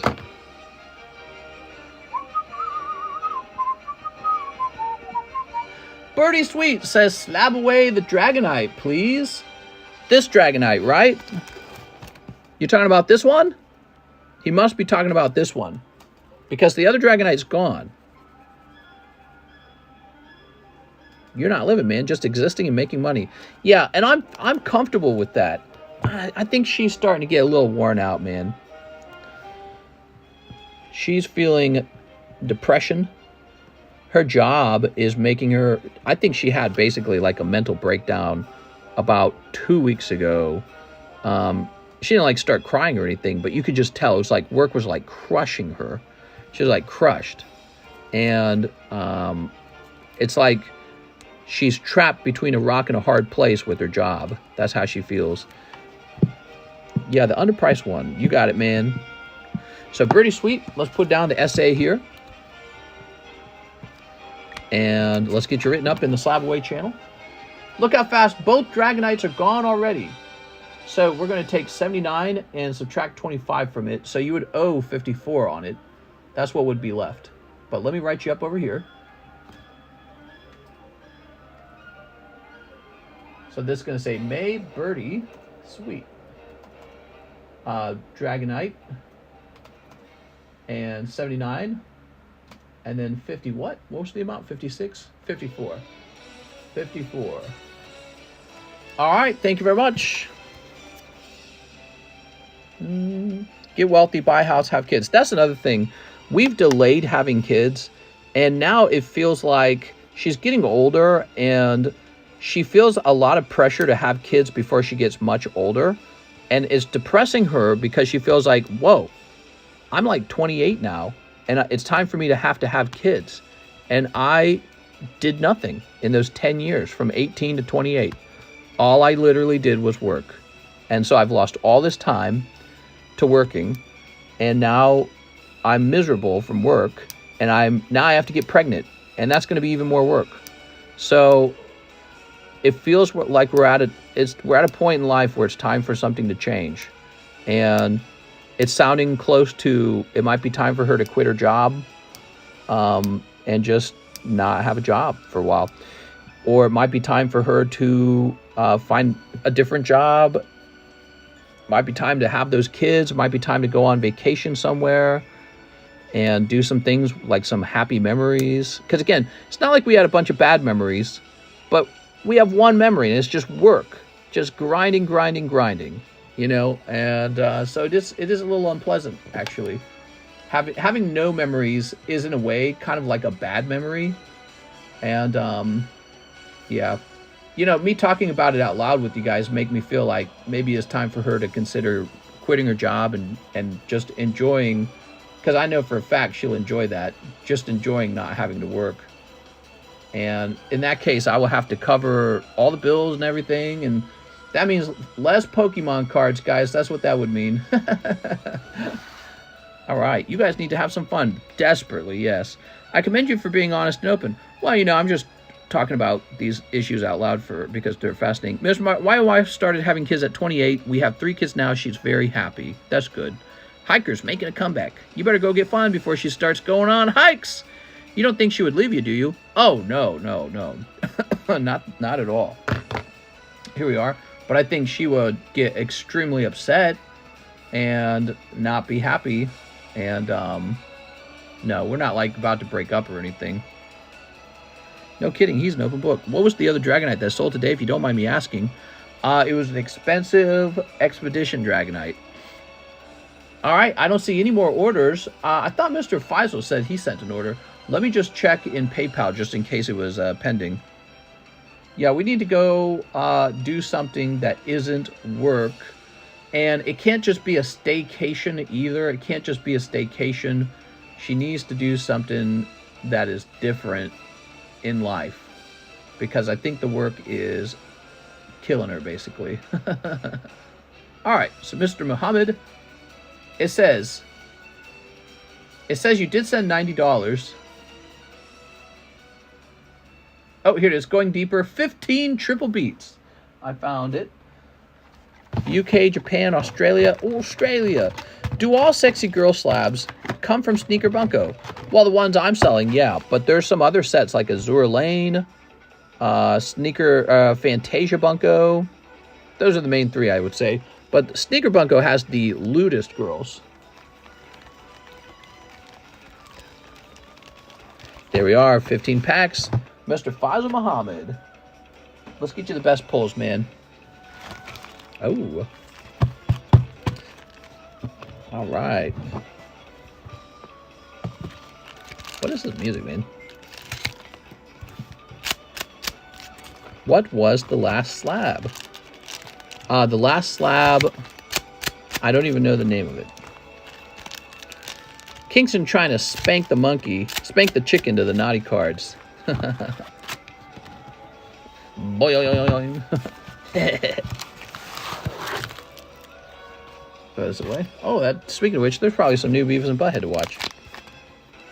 Oh, wow. Lycanroc pops out. Very nice.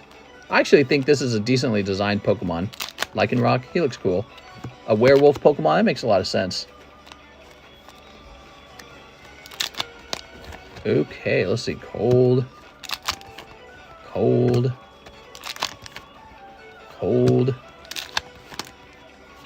Sableye. You got any tips for starting a business to get pokey rich? Business, yeah, so welcome to business school. Businesses are all about acquiring tools to make yourself more productive, and those tools allow you to do something, whether it's a service or producing a product, and that product has to be in demand. So you have to sell somebody something that they want, right? So for example, for me, YouTube is my tool. I create a video, and the demand that I'm feeling is entertainment. People are bored and they want to watch something. So here you all are watching me entertain you with cards. So welcome to business school, where we're explaining that the basic concept of a business is that you've acquired some kind of tool that allows you to produce a service or a product that somebody pays you so much for that you are now turning a profit on that item, because normal people don't have that tool. So another example, you buy a pizza oven. That's an expensive we call it an asset or a tool. And so you've spent $15,000 on a pizza oven. Now you can produce special pizzas that normal people at home can't produce. Okay, that's what a business essentially is. Elon Musk bought a factory, and that factory produces cars. He bought research. He paid for labor. So he paid for researchers. He paid for the information, right? And he paid for raw materials. Once he gets all those things together, he uses his factory to produce a Tesla car. He then sells that way more than he paid for it. But the reason he can get away with charging more than he paid for the raw materials, the labor, and the factory, the reason he can get away with that is because you can't put a factory together. So you give him a profitable amount of pay for the product because he can put the car together and you can't. You agree to that, though, because it's kind of nice having a Tesla. You go, wow, this guy can provide me a Tesla. So that's how all business works. All business is exactly just like that. You have to put together a number of assets to offer a service or a product that people are not capable of putting together themselves, and then they pay you for having done that. A bowling alley, you have to have a building, air conditioning, and employees, and then you have to produce the actual bowling alley, which is the lanes, the pins, the machines, the TVs, the ball return system. So you build that using a large amount of money.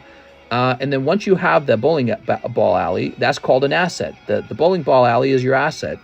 You need to advertise that you have a bowling ball alley and people go there and pay you a certain amount of money to bowl.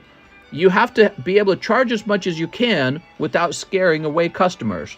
That's the demand and supply equilibrium. Charge as much as you can while getting as much business as you can so that you optimize for profit. So at the bowling alley, you'll try and charge as much money as you can get away with without losing so much business that it would have been better lowering the price. That's how all business operates. Once you have that bowling ball alley and it's producing a profit, you can either pay off your loan that you used to buy the bowling alley with, or you can take your profit to buy up the next asset. So buying the next asset is growth. That's tricky because if the bowling alley suddenly does badly, then you're not able to pay your loan on the bowling alley and you default and the bank takes the bowling alley away from you. Okay, so you can pay down the bowling alley. That's the conservative move. That's what Dave Ramsey tells you to do. He says, pay all your debts down. Or you can take your profits and instead try to open a second bowling alley. The reason you might do that is because you know the bowling alley is doing so well, and that if you open up another one with even more debt, you'll just increase your profits because it's a guaranteed income. There's no way people won't buy more bowling from you. So that's when businesses decide either to grow or to settle their debts. Can I get a new bag, says Faisal? Yeah, heck yeah, man. Let's get a new bag for you. There we go. So I basically need to find a platform, get the cards that are desirable, and then sell them while they're in demand. Oh, so you're just talking about doing cards. Yeah, I mean, with cards, it's even simpler. You just buy high and sell low. Buy high, sell low. You and everyone else wants to do the cards, and I'll say cards have been profitable for me, and you can get into any industry that you want. I would say Pokemon cards in the last couple years has become extremely competitive. So if you want to be able to quit your daytime job to do this, you've got to be really good. And you have to be able to get a lot of customers together because, again, it's very competitive. And here we are. What you could do, though, is you could do it as a side gig. You could do it as a hobby. That makes a lot more sense. What I'm referring to is like a proper business. Like you're going to make $1 million. You know what I mean? A proper business. If you try to sell cards, it will probably be like a hobby. And not only that, there's a lot of aspects of card selling that is almost like gambling, okay? And this is why people turn to dirty tricks. People turn to dirty tricks with the cards where they try to search or weigh or whatever. They steal because they get into it and then they find out, whoa, it's actually really hard to make good money doing this because it takes a lot of energy and knowledge. The knowledge is like understanding everything in the market, but there's actually some abstract ideas to understand when it comes to selling rare items. So people get into this and then now they're stuck with a lot of product that they can't move, and then they come to me and beg me to bail them out because they're stuck with a bunch of cards that they shouldn't have bought and that they thought at the time was valuable and they realize now aren't. So it's much trickier than you think it is. But yeah, so what you could do is get into it as a hobby at first and just play around with it, see if you like it. Play around with it. Don't quit your job yet. I wouldn't recommend quitting your job to do this, but yeah, everyone should probably have some kind of side gig that they get into. Right now, one of the things I'd say about cards, it feels a little bit like it's slowing down. It feels like not only is the competition much, much, much higher than it was 4 years ago, but because everyone's seeing what I'm doing, everyone's seeing what other guys are doing, and they're like, I'm going to do that too, right?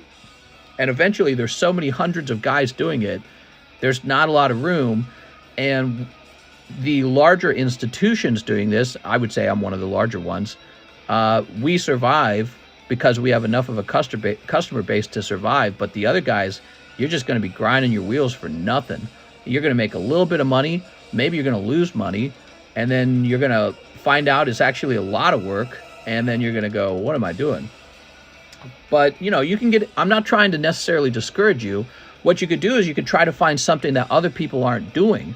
That's where all the money is. All the money is finding something that other people aren't doing yet, and then racing to be the first, establishing a brand around it. Because once it's determined that there's a profit margin to be made in your industry, you're going to have copycats, dude. Everyone's going to just start doing exactly what you're doing. Just like when you import goods from China. You know, like the reason Walmart's so good is because everyone goes to Walmart. You can't just start importing a bunch of goods from China and completely replicate what Walmart's doing. Everyone knows to go shopping at Walmart. And Walmart owns this asset called the Walmart Supercenter. So that's why they make billions of dollars and you don't. It's not just because you can't import stuff from China. Of course you can import stuff from China. Got it. That's what I'm thinking. But I do also want to run it as a nice side hustle. I treat Pokemon cards like stocks. Buy some honor stuff, then hold it for a long time. That works very well, by the way, in my opinion. You got to hold it for a while. Supplementary income is the way I can get $20K a year for Pokemon minimum while having a job. I don't at all, so how would you enter? I got an Air Dragon I could sell, but I also want to keep that as insurance policy, so I don't know how to enter. Yeah, I mean, so here's something you could do. You could get into drawing extremely good cards. Like, there's always something somebody is not doing. Let's see, where'd that goofy-ass card, that stupid card go? Here it is. So, like, look, you could get into draw. Like, this is just a joke, right? This is just goofy. But let's say you bought a pack of these, and you actually draw some absolutely mind-blowingly good hand-drawn art of, like, Pokemon scenes that you made up. And then you got some guy like me to encapsulate it as authentic with your signature on the back. Now, look, now you've found a way to produce money. You're the producer. And if you wanted to become more productive, you would start to find a way to print those unique artworks faster. So you would buy a tool like maybe instead of hand drawing it onto the card, you would create a digital copy of it, and then you would buy a card printer that could reproduce the artwork over and over again. So something like that. See, so now you've used a tool to increase the amount of work that you can do. On the other hand, if you become one of the most famous Pokemon card hand artists, where it's hand drawn, you can use YouTube as your tool to expand your audience, which would drive up the bidding price of your artworks. So instead of having to hire any worker, you're more like, let's say, PewDiePie, where you simply have a large audience. Of course, having a large audience is tricky in and of itself, because not only is everyone else wanting your audience in your same category, but other people outside of your category want your audience too. Why should they watch you draw when they could go watch somebody play Zelda, for example? So it's this never-ending competition, and the only way to climb to the top is to basically be the best, smartest, and basically most slave-like worker. That's the truth. Like, how big of a slave do you want to be? You know what I mean? Because if you're not a slave for a manager, don't worry. You can still be a slave to your customer, and you will be if you want to be successful. Lawsuit waiting to happen. No, if it's hand-drawn, I don't think it will. Sealed product tends to be safe. I pretty much agree. Rubbish says, that's a slight problem. I'm awful at drawing. It was an example, though, right? Couldn't Pokemon go after you? I doubt it. I don't think they'd go after you for hand-drawn artworks. Hey, they might hire you even. If your artwork's real good, they might be like, wow, that's cool. Be a slave to the algorithm. Yeah, a little bit. I could do better with the algorithm. If I wanted to do better, I'd have a post on Instagram, a post on Facebook, a post on Twitter, and a post on TikTok every day. So 4 platforms. Then the main channel is YouTube. I'd have a 30-minute video every 2 days, and then I would stream at least 1 full stream. So if I produced all of that content, my views would go up, my subscribers would go up, my sales would go up. I just don't. And the only reason I don't do it is because, well, I'm spending more time with my wife rather than with the algorithm. And when I started 2 or 3 years ago, that wasn't true. I spent every minute doing this. So, and she barely saw me. And that doesn't work in the long run. It's bad for your health, it's bad for your relationship, and it's just not sustainable. So yeah, it's a difficult world out there, because you are facing global competition, and the moment you find something that works, you will immediately be copied. That is that's the way it's meant to be. That's the way business is meant to work, because it reduces cost for the consumer. Rita isn't even allowed to draw or sign anything Pokemon outside official events. Nintendo don't care. You're drawing Pikachu. You got a license for that? Maybe. AI art will never replace artists. Digital watches never replace mechanical. People will actually attribute higher value to artists in the future. We assume that. Rubbish says, do you think I should take a loan from work or anything to start, or just sell other things and try to save up money? Yeah, when it comes to a loan, if you tell the bank you want to take a loan out on collectibles, they will laugh you out of the bank. Because I spoke to PayPal about some of those concepts, and they told me essentially, listen, we want you to take out PayPal loans, but when you do it, you cannot tell us that you're using it on collectibles because we have to reject you if you do. So my representative at PayPal said, we want you to take out a loan. We see that your business is working, but you cannot call it a collectibles loan. Isn't that funny? So I could pull out a loan for probably for buying land, and PayPal would say, fine, whatever. But if I pulled out a loan for a Pokemon card, PayPal would say, no, we don't want that. So no, you would be laughed out of the bank if you pulled out a personal loan for Charizard. They'd be like, we're not buying Charizard with our money. If you fail to pay us back and we have to acquire the asset, they don't want Charizard. They want real assets like real estate, right? Because Pokemon's highly speculative, and real estate is not quite as speculative. It's well known that it's an established asset. Do you think I should take a... Oh, I already read that one. All right, guys. Well, there's 116 viewers. It's 4:37 a.m. I need to get my 100 steps in. Time for me to hop off and go get my exercise. I encourage all of you guys to take time and exercise. You guys, if you're in the same hobby I am of playing games and collecting cards, you sit too much. And so you need to go take a walk, and it's very important for your health. Rubbish says, I'm confusing to explain, but essentially my place of work has a loan system where employees can take out money for any reason. Don't take out loans, Rubbish, unless you have a real business plan and a real pathway to profit. Go find Alex, mister. See you later, guys. Have a nice night. No problem, Mr. Muhammad.